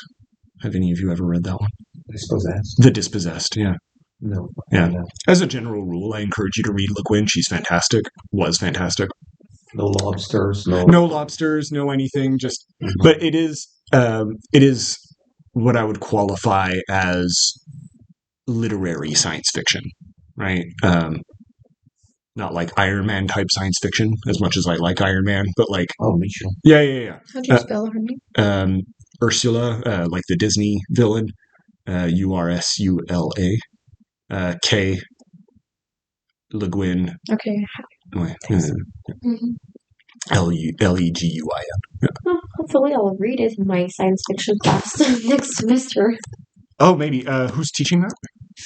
I don't know, honestly. Okay. Hold on. I'm just going to try to see if I can find the opening passage to that. Yeah, here we go. So the book opens up, and I'm not going to spoil the book, but it's basically about like an anarchist moon. It's kind of fun. But the book opens up with, "There was a wall. It did not look important. It was built of uncut rocks, roughly mortared. An adult could look right over it, and even a child could climb it. Where it crossed the roadway, instead of having a gate, it degenerated into mere geometry, a line, an idea of a boundary." And then goes on, right? But so I'm not going to read the entire 400-page book, but I'm reminded of this in the idea that sometimes these physical spaces can seem imposing and restrictive, right? But in this case, what you find out is like over time the wall has kind of collapsed, and for the inhabitants of this planet where this wall is, right, it happened through generations of revolution, right? And so that's why I'm thinking of the pipeline in relation to this, right? It has literally degenerated into a line, right? The idea of a pipeline and what is focused on by the people at the very end is a mango tree, right? That's what's important to them. Right? Death is in the background, almost in the foreground. But what matters is the life that's growing out of this pipeline field or this oil field. So yeah, you're absolutely right of starting with the end, Marcio. All that to say, half an hour later, yes, we were right to start at the end. Yeah. Okay, good. Anything else we want to add on that or say about that? Or okay. So I guess the question becomes, if we end on perhaps a hopeful note, perhaps not, depending on your view of it, but I think yes. What led us there? Is there a specific act of resistance that was more effective to get us to that point? Was there one that we want to highlight, or are they all equally effective, all equally ineffective? What do these acts of resistance kind of do in order to get us to that point? No matter what they did, they were just trying to innovate. Okay. Let's just say. Good. Because they were trying, using the violence when they are actually abducted the Paxton guys. And after that, they were kind of civilized, I would say. They were trying to Interesting use term. Yeah. I don't know if it fits here, right? Oh, actually, no, I'm going to write that down. Hold on, but keep going.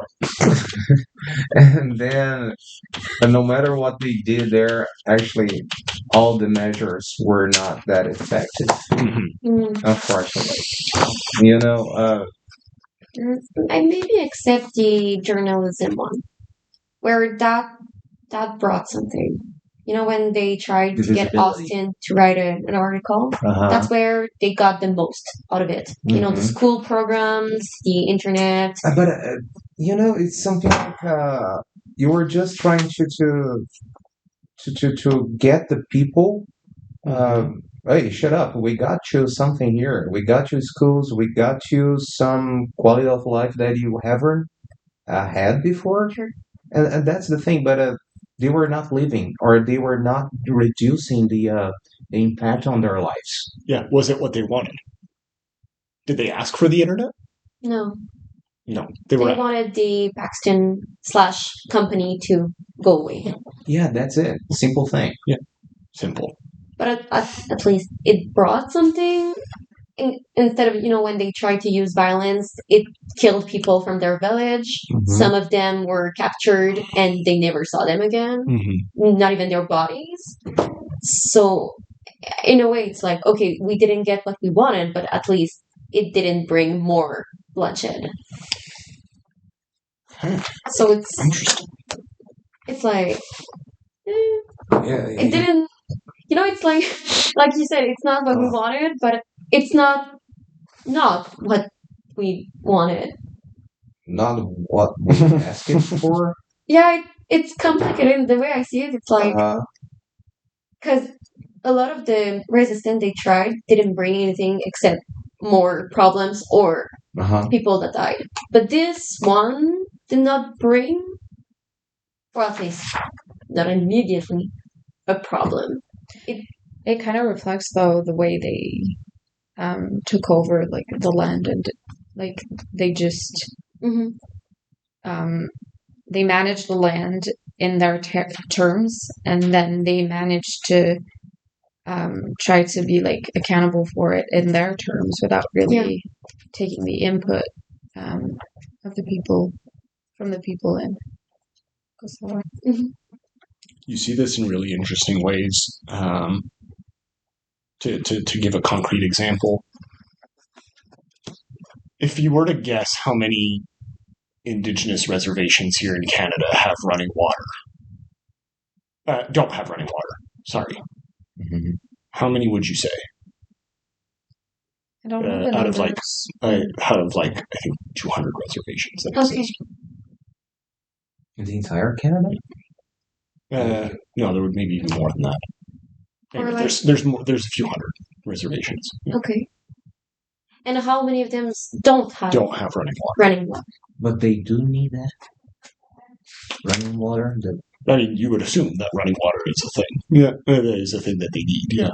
Yeah, just for basic survival. Basic needs, like drinking water. So, sorry, my question is framed really poorly because it requires a lot of context. So never mind.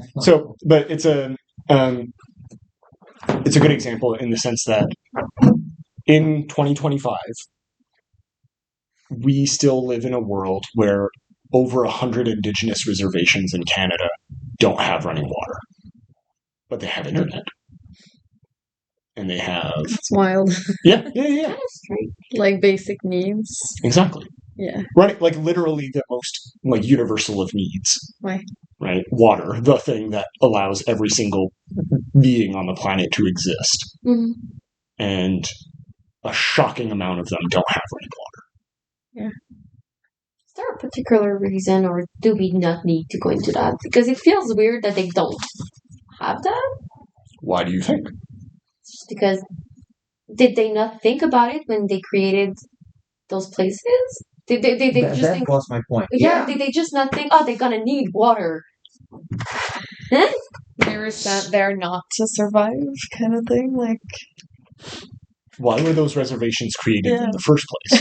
Yeah, I guess that goes back to that question. Like, when he created it, what was the mentality? Mm-hmm. Yeah. Did they just think, we're going to put them there and forget about it? Yeah, that's it. They were trying to get they are on their own. It's like you wanted a place, here you go, but don't expect us to do anything about it.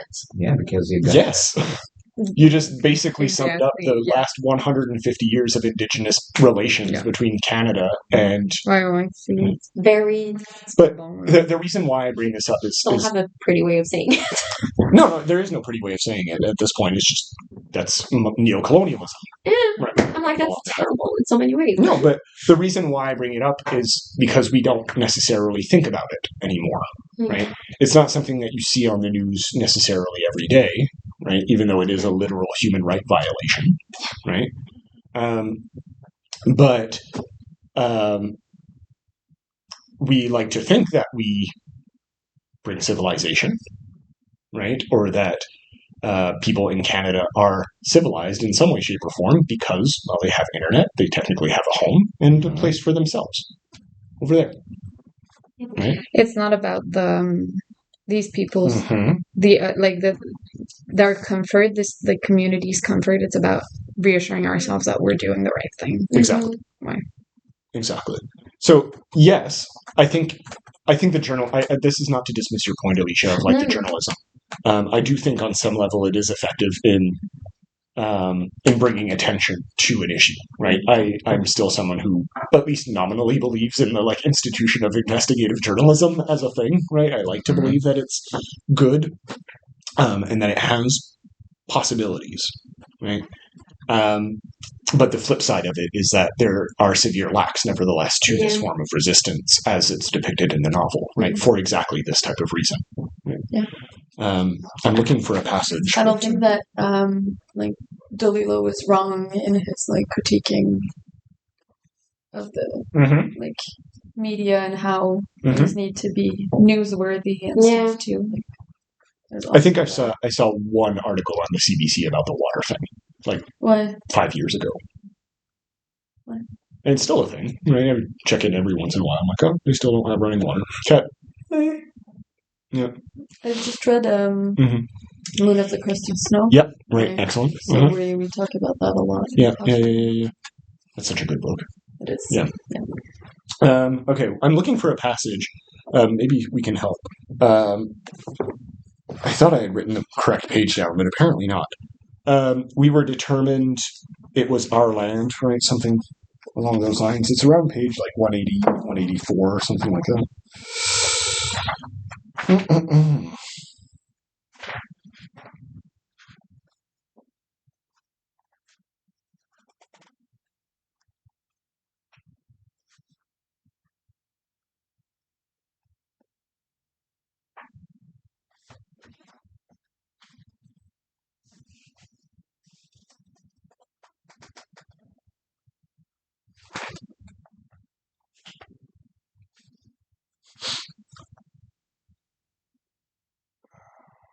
I found a conga place.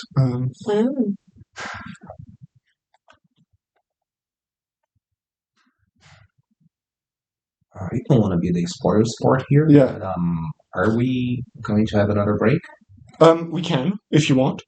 Are we gonna visit the men's room? Yeah. Okay, hold on. Fine, whatever. We can take a break now. It's fine, and I'll look for my passage while we take that break. Go ahead, and then I was thinking of finishing a little bit earlier today, just because I do need to get to my meeting. Like I said, but like a few minutes. Go ahead. And then. Do you have that in Portuguese? Oh yeah, you betcha. I feel like that's the mark of a well-developed language is swear words. Yes. Right. Like you become a language when you have swear words. Yeah. Yeah. Because otherwise you're just a pigeon language. And there's something missing. It's like, how would you want to express yourself in that? That's right. That's right. You have gaps in the communication, and well, I definitely will watch that. I don't know when, but I will. During Christmas time. It'll like further. It has nothing to do with the class, but I'll show it next week. Of the culture here, it'll extend your knowledge of the culture. Oh, I had to. It's very Actually, important. So much time to spend here. My teacher should have shown that in Canadian contemporary class. Would have been really interesting. I'm sure Jessie would have absolutely no patience for that movie. I know she wouldn't at all. Yeah. Who? Jessie, she wouldn't like the movie. Are you sure? From Monday morning. Jessie McCarthy. I have a terrible time with her name. Oh yeah, she would not like that. Probably not. No, she liked Akira Kurosawa. Did you guys have a PhD student come teach something? Oh yeah, last week or the week before that? Yeah, about the unreliable narrators. How did that go? Let me just stop the recording for a second. Surprised that he had to give it? Was that why he talked a little bit? Okay, good. So he also was like, why are we talking about this right now? Anyway. Is he the TA of the class? Was that Yeah. And that was clear. I was just like, okay, this is normal. Usually TAs do some kind of presentations in a class. So I was not that surprised about that. But no, he did what he was asked to. The particular subject of it was surprising. Why? But he was like, it was pretty straightforward. Like, yes. Yeah. Cute. Could have been 10 minutes. What was the subject again? Unreliable narrators in storytelling, anything really. Movies. You know, when you see something and it's clear that the person who's narrating is not rational in any way and is biased by her feelings or her mental state or anything like really. Exactly. It's just you know that person is not actually telling the truth. Just kidding. That's fine. Good for you. I was just shocked that was more girl. Yes. Just kidding. No. Don't get me guys. Look, you don't understand. Just mention that because Deadpool did, and that's it. I have watched that show way too many times for my sake, and I agree with you. Okay. It is. Yes, I didn't want to take too much of it. I've never watched a single second of Gilmore Girls. I'm not saying that as like a flex. I don't know the reference. It's difficult to explain. I feel like it's important to watch it once. Yeah, because it's deeply terrible. It's like full of like references and. Yeah, no, she's right. There's a lot of references to many things. It's like pop culture. Yeah, but in itself, the show is deeply horrible. We're building a case. Deeply horrible. Yes, because the first time you watch it, you don't exactly notice it. I actually wrote a paper about it, but it's. But in one of my undergrad. Why? Okay. Why? How like women how women are portrayed in the show. I would like to read that. That'd be interesting. Anyway. Yeah. How beautiful we were. Yeah. We kind of went. Oh God, you know it's week 12 when we're talking about Gilmore in planetary imagination. Yeah. I'm not saying that critically, by the way. I totally get the vibe. But yes, anyway. We found the page, so Yeah. or you found the page. Are you back to recording again? Yes. Oh, okay. All right. Because Okay. maybe we missed No, something. the whole and we'll Gilmore get back Girls, to you. the whole Gilmore Girls thing is recorded for posterity. Yeah. No one's ever going to escape that one. It's okay. Is it? I'll just say it is. It's good to have like these. It doesn't matter. Yeah, of course. It's on forever. Okay. Again, how beautiful we were. Yeah, how beautiful we were. Page 196. Yep. Exactly. Now that we were getting closer, 196. yeah, at the top. Yeah. Oh. So I was like 10 pages off from. Hey, another receipt. Oh my! I'll never forget this. But this is because that's for making. Yeah.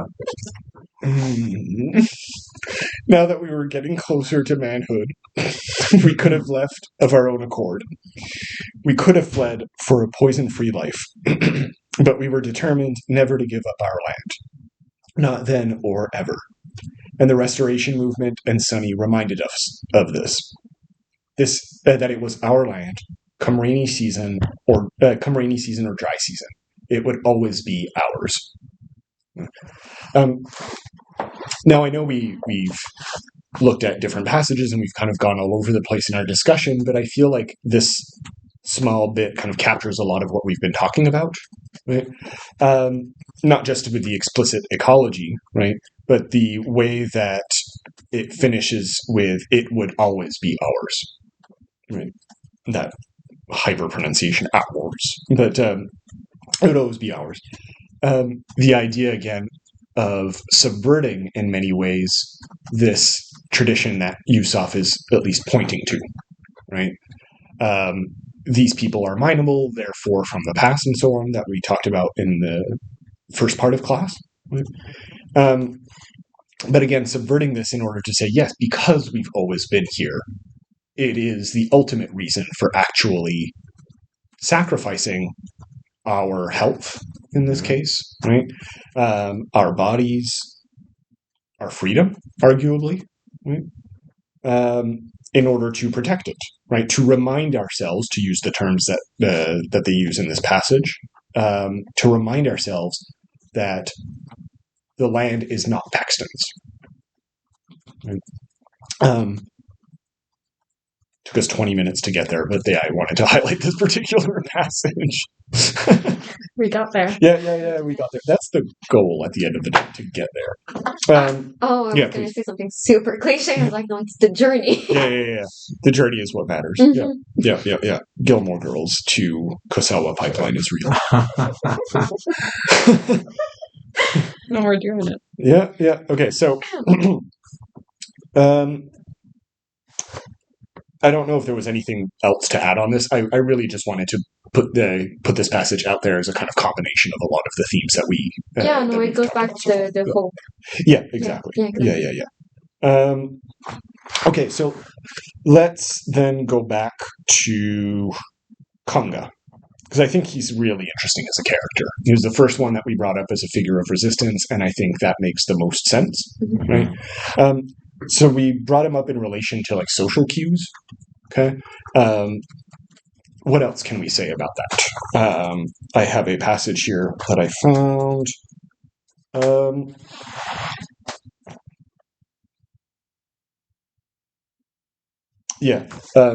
Okay, so this is on page 181, right? I can imagine the leader's face as he told the soldiers of the ordeal he'd been put through. Lusaka was the mastermind, Bongo his lieutenant, Wojabeki the betrayer. There's one more. He must have told the soldiers. The crazy one, the lunatic, the brainless idiot. The soldiers went around the village looking for him. Come out, they shouted to Konga. Come out or we'll hunt down every single person in this village and finish them off. In our hiding places, we dared not breathe. They went into our huts and pointed their guns at the old and the sick. Where's the madman? They said. Tell us or you'll die. Yaya on her bed said nothing. Juba knelt before them crying. Please, he said, I don't know. They went into the next hut and the next.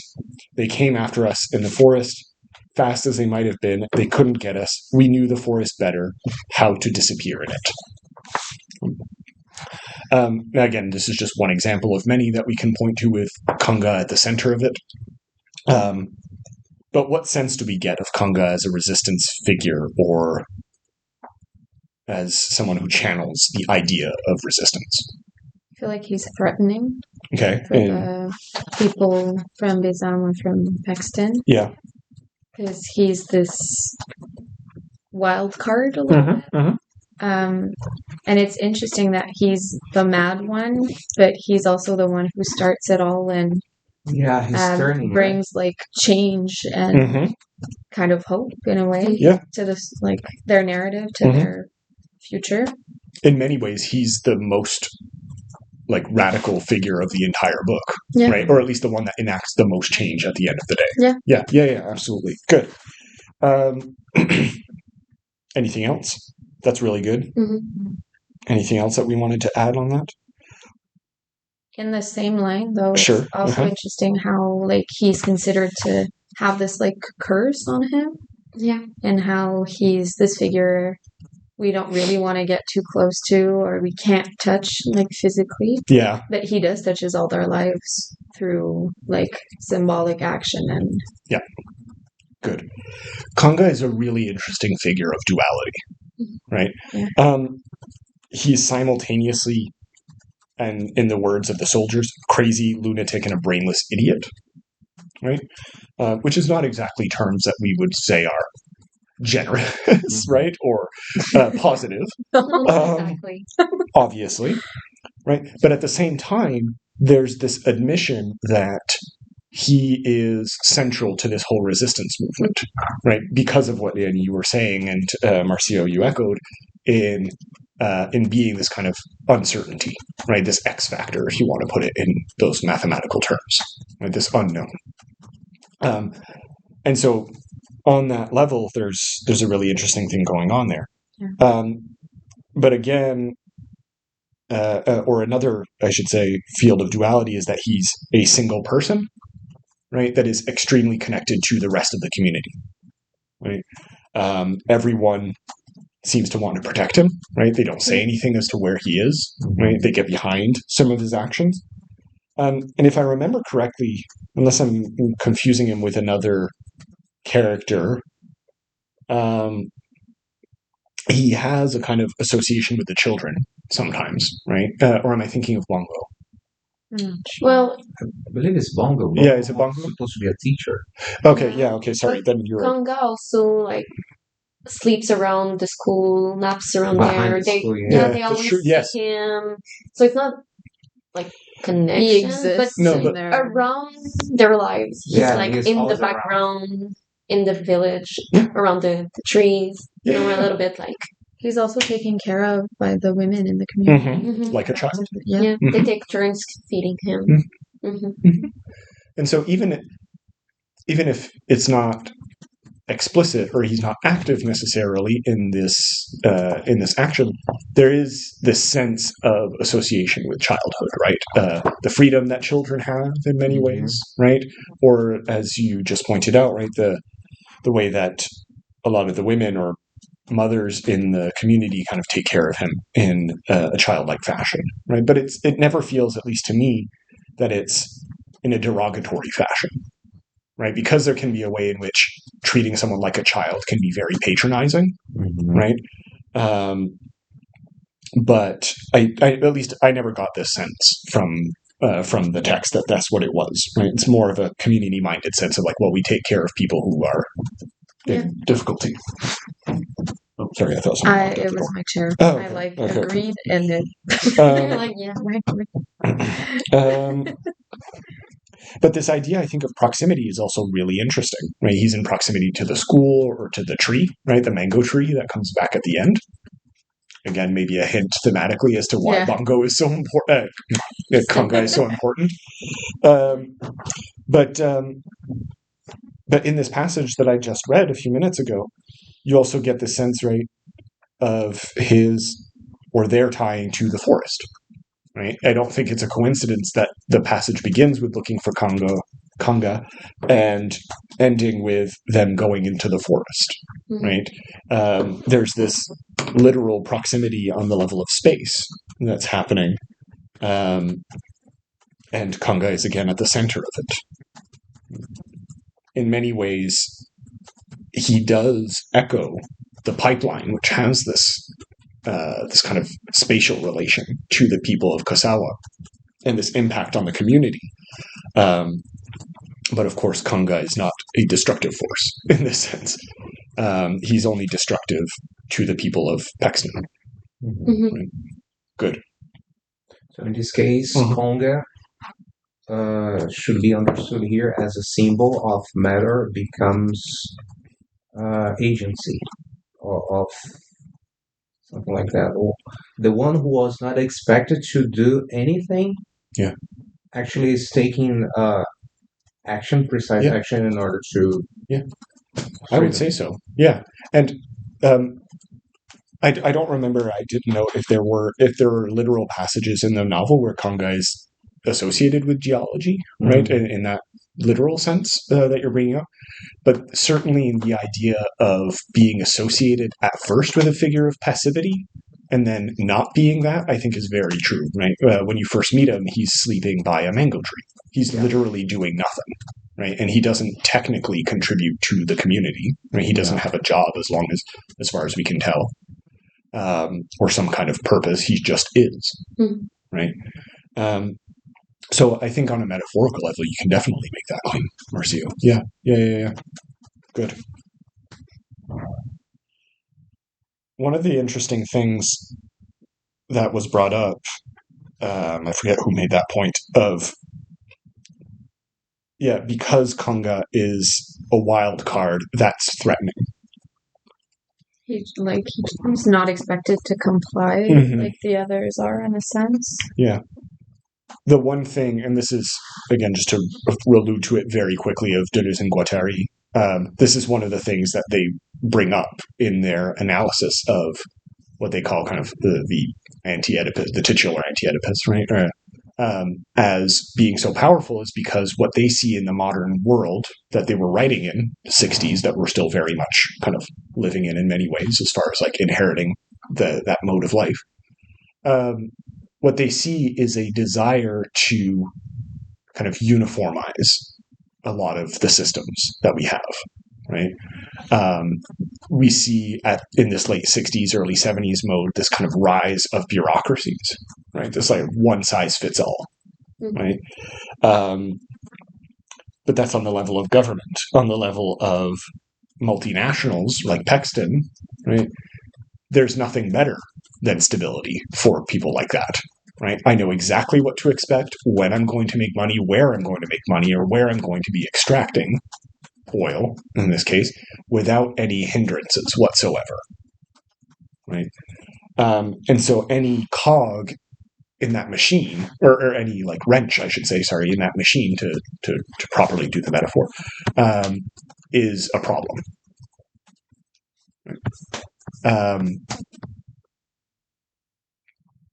There's a really good article that I found. This is from the magazine, a magazine called Salvage, which is pretty good.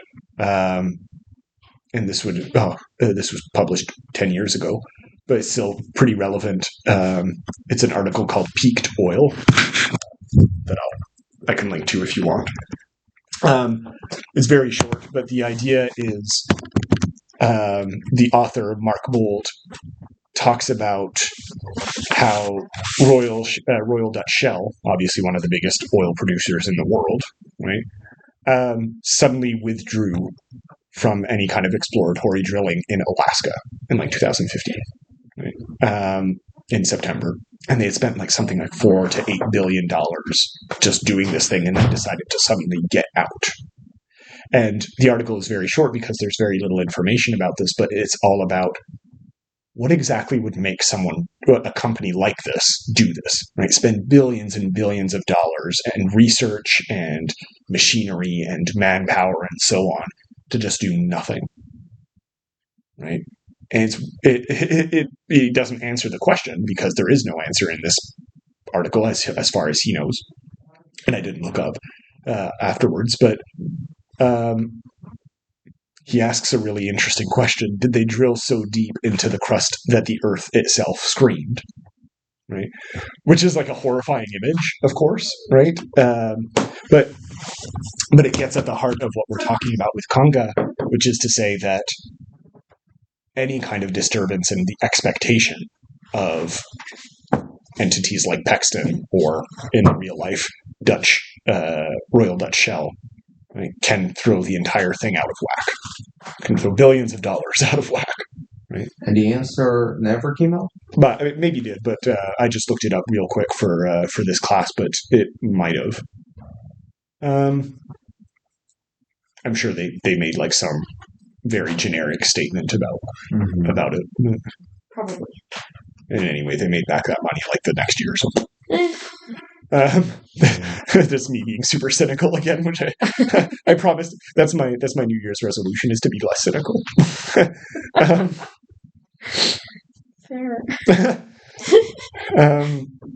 It's hard sometimes. So yeah, but I like that question. Yeah. Did they drill so deep into the crust that the Earth itself screamed? That would throw a wrench into a... Oh, yeah. I have a question. Please. A question.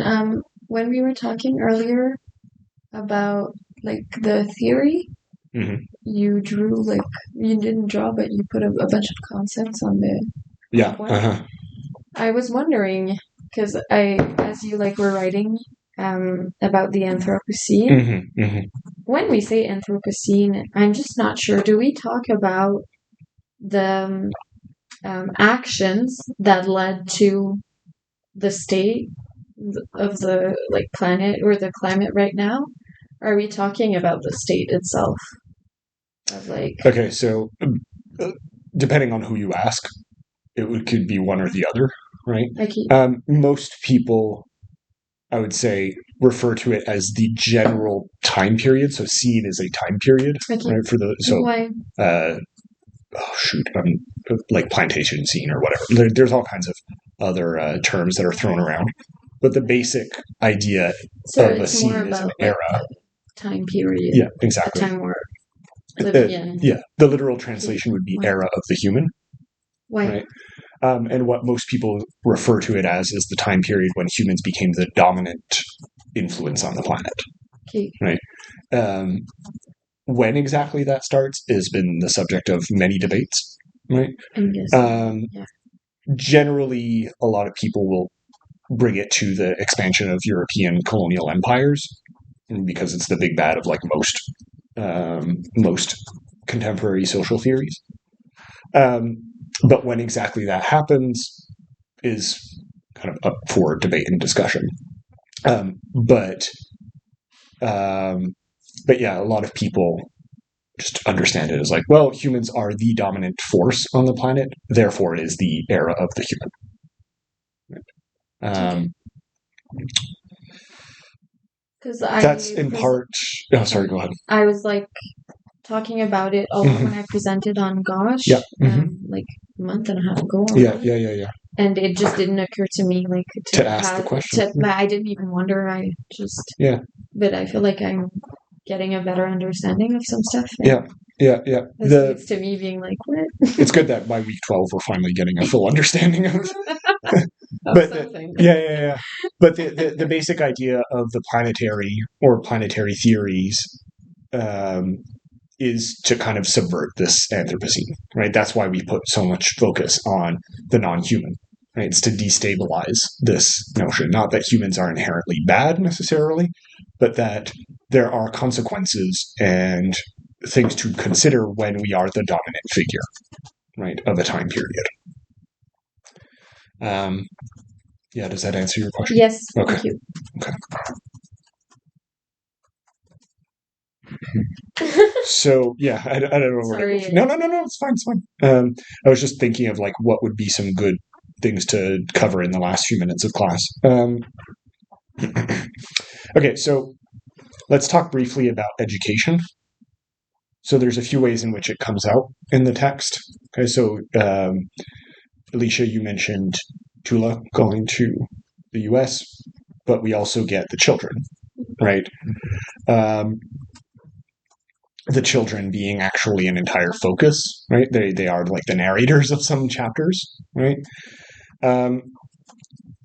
How do we see their education as differing or as perhaps even overlapping, right? The children and Tula as someone who goes abroad for education, right? Like, how do we see these as perhaps two sides of the same coin or completely distinct? Right? Is there a way that we can understand that? I see the children's education just like something to be patronized because the school from the government is excellency, and in their program they were supposed to study whatever His Excellency judged necessary or no other things. And whenever teachers mentioned something different from the usual, they were kind of worried about. Yeah. And Tula actually had a completely different basis, I would say. And that's why she came back with ideas of, with the Liberation Day, for example. Yeah. And, I think that's it. Yeah, good. And there's I'm looking at page 164. There's a really good passage where one of the characters, I forget who in this chapter. Which chapter are we in? It's a long chapter, of course, so I can't find the name of the... Sahel, yeah, good. Yes, you're right. So Sahel finds some books, right, that were brought back. 164? In 164. And she writes them out. Or she writes them out word by word. Or letter by letter, I should say. Yeah. So one of them is Pedagogy of the Oppressed. The other one was Wretched of the Earth. And the third one, the Manifesto. Have we read any of those texts out of curiosity? Pedagogy of the Oppressed? Yeah. Yeah, you would have. Yeah. You read this one? You like it? I thought it was interesting. Yeah. But because I studied education, so it was like, you also read it, I'm guessing. Yeah. But isn't Paulo Freire Brazilian? Yeah. Brazilian. Yeah. The others I've heard of, but I haven't read them. Yeah. But it's an interesting... Yeah, go ahead. No, I mean, this one here, the Manifesto here, actually was prohibited in our schools. Yeah. Was here too for a while. Oh, yeah? During the Cold War, it would have been very much frowned upon.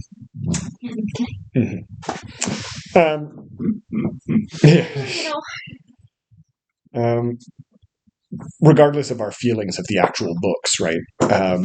I do think it says a lot about the type of education that Tula is drawn to and wants to bring back, right?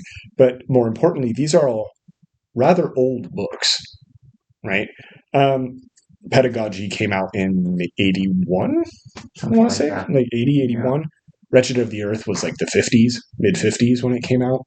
The Manifesto came out in 1860 whatever, right? So quite old as texts. So there's a really interesting... And again, we may not have time to get into it in as much depth as it maybe deserves in the few minutes that we have left. But there's something interesting about the education that Tula gets abroad, right, that fits in decolonial modes or post-colonial thinking in this past, right? Right, where these ideas and thinkers and peoples, while advancing some really radical ideas, right? If you read The Wretched of the Earth, actually, I would argue that this book takes a lot of cues from The Wretched of the Earth, as far as different forms of resistance are concerned, right? It's something that Frantz Fanon addresses explicitly in that book.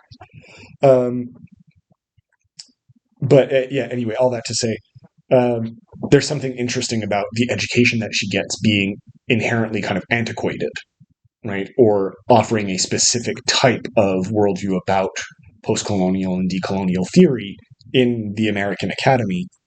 And it makes it almost a little bit more difficult to apply in the modern circumstances, right? Where it's certainly true that these books would encourage someone to want to change the world, right? Speaking from a personal experience, having read all three of them, all three have absolutely changed the way that I see the world, right? For good and ill. But it's very difficult to actually see their modern relevancy if you apply it one-to-one. The world has changed inevitably, in some ways good, for the better, in some ways for the worst, right? Since the manifesto was published 150 some odd years ago, right? Or even since Fanon was writing in the midst of a lot of revolutions in Africa, right? Or across the world, I should say. And so what I find is really interesting about Tula is her willingness to kind of adapt some of these ideas, right, to the early 21st century time frame that she's in. But also you can see that some of her failures are inherently in the fact that she did apply them almost one-to-one. Fanon in The Wretched of the Earth is open to the fact that armed violence can be effective, right? Because in that time, at that place, there was a lot of armed resistance going on in the 1950s, right? Literally across the world, people were fighting for their freedom, right? So he was talking about specifically the Algerian context when he was writing this, right? But all across Africa, the Antilles, where he's from, and so on, this was a reality where today it's very much frowned upon to actually enact more radical forms of violence like this, right? And this, again, can be argued as one of Tula's failures, right? Again, we can agree or disagree with that, but it's a question worth considering, right? How do we apply what we actually are educated on, or how can we apply what we're actually educated on in order to change these situations? Right? Arguably, all of these, well, obviously none of these take into account like the planetary, right? Fanon is very much someone who's thinking of the national, for example, right? For him, it would have been inconceivable that these places would not have borders, right? He would have, like, Algeria starts and ends there, right? These borders are fixed and they reflect a certain people, right? Same thing for his home country of Martinique. And this is not me criticizing Fanon because of it. That's just the way that people thought at the time, right? But it no longer necessarily applies to the contemporary context. Yeah, I don't know. Does anyone have anything they want to add on that or say to that? Tula studied a lot, full of theories and yes.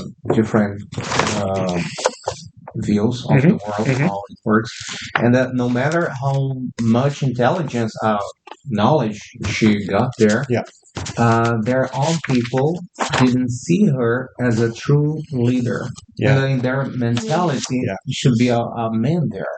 Good. Yeah. And at that point I really disagree with their mentality. Was the two guys there? Yes. The twins. Yeah. And they tried to get her pregnant. Yeah. That was the last straw. I'm sorry, my face was intense. Yeah. Yeah. No, but you're right, and I think this is something that people have struggled with a lot, right? How to actually apply theory, right? And that gap, I think, is really represented in Tula. You're right? Wanting change and actively working towards it, right? But there are social factors, right, that make it so that it's very difficult for her to actually do this within certain confines. That's right. Both state imposed, right, on an education level, to come back to that point, but also with the people themselves, right, wanting a male leader, which her own people, whether we like it or not, is still a thing that a lot of people kind of gravitate towards, right? I don't think anyone here likes it, so I shouldn't say that. But you see what I mean, right? It's still something that we have to reckon with, right? But again, I think one of the more interesting things about Tula is that she's willing to take that risk, right? And I think that's part of the hope of the novel, is that in this wreckage, again, she kind of pushes towards actually applying this in order to build new circumstances where it's less misogynistic, less extractivist, and so on and so forth. Right? I'm not going to start a new point at this time in the class. Any final questions or comments on how beautiful we were? Did we like this novel? Dislike it? Yeah, I liked it both times. I had both times. Yeah. Did you get anything new out of it this time than you didn't in the first reading? I'm curious. Well, I definitely did not spend as much time trying to understand everything that was happening. Sure. So that helped. Yeah. Help myself for sure, because at first we were just trying to understand. Oh, where is this going in the class? Sure. Because it was the first classes I had that was focusing on those kind of academic projects and text and everything. So I was just like, okay, what is this? But now it did help that I already knew what the story was, what it was going about, and the true fiction. So yeah, I focus more on the literary. Good. Honestly, than anything else. Nice. I feel like for a first read, it's also like my own bias, but it's actually good, and I'm like looking forward to finishing it during the break. Yeah. Okay. But I had a hard time not focusing on how women are represented we in that didn't talk community. about it. Like, I know it's not the subject of this class, the topic of this class, but it did like rub me the wrong way. Yeah. So I think if I were to like reread it, it'd be easier to focus on the planetary and the But I mean, when you say it's not the focus of this class, I think it's part of. I think it is part of it, right? Yeah. Of the broader idea of imagining otherwise. Yeah. Right? Beyond misogyny, right? Yeah. Which might seem like an obvious thing to say, but it's something that we still have to reckon with in the 21st century. Yeah. So I think it's a valid point. Yeah. Especially the female leader part. Definitely. You know, it's like they have a perfect leader trying to take the place. She has education, she has meanings, she has ideas, she wants the place, she's fighting for it. And they're like, no. Yeah. And it's everywhere right these days where it's like there's a perfect candidate that's not exactly the candidate people want, but she's or he is better than the other one, but they're like, but this one is the classical candidate. Yeah. You know? It's Coca-Cola Classic. Yeah. And people are just like, the real candidate that should take place, or the one that's normalized. And we usually have that versus normalized. Yeah, and it's... Not diet. Not new Coke. Exactly like in the USA, like, a woman or a felon.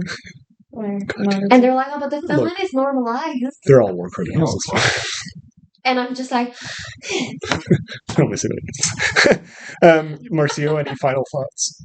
Or any, initial thoughts about this novel? Yeah. Just the way, not getting back to Gilmore Girls. Good.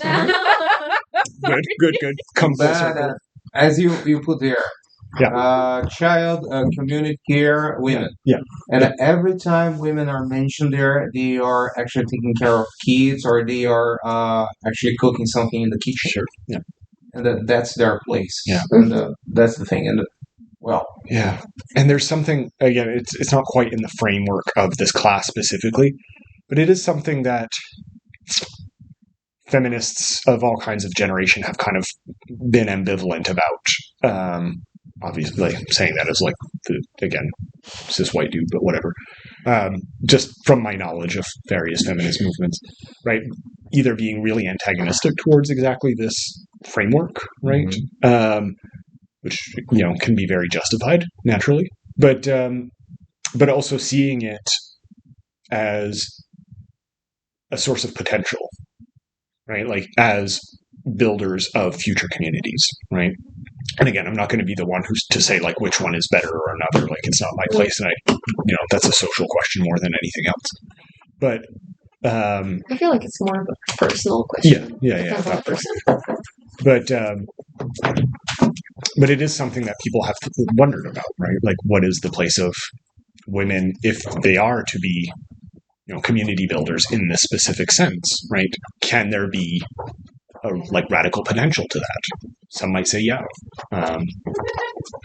I'm not sure yet. I don't know.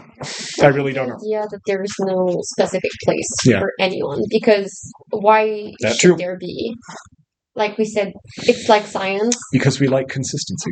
Yeah, but yeah. Mm-hmm. Problem with with that thing is that clearly we're not. No, exactly. All right. We like are to not pretend like that. we are. That's a perfect place to end. Yeah.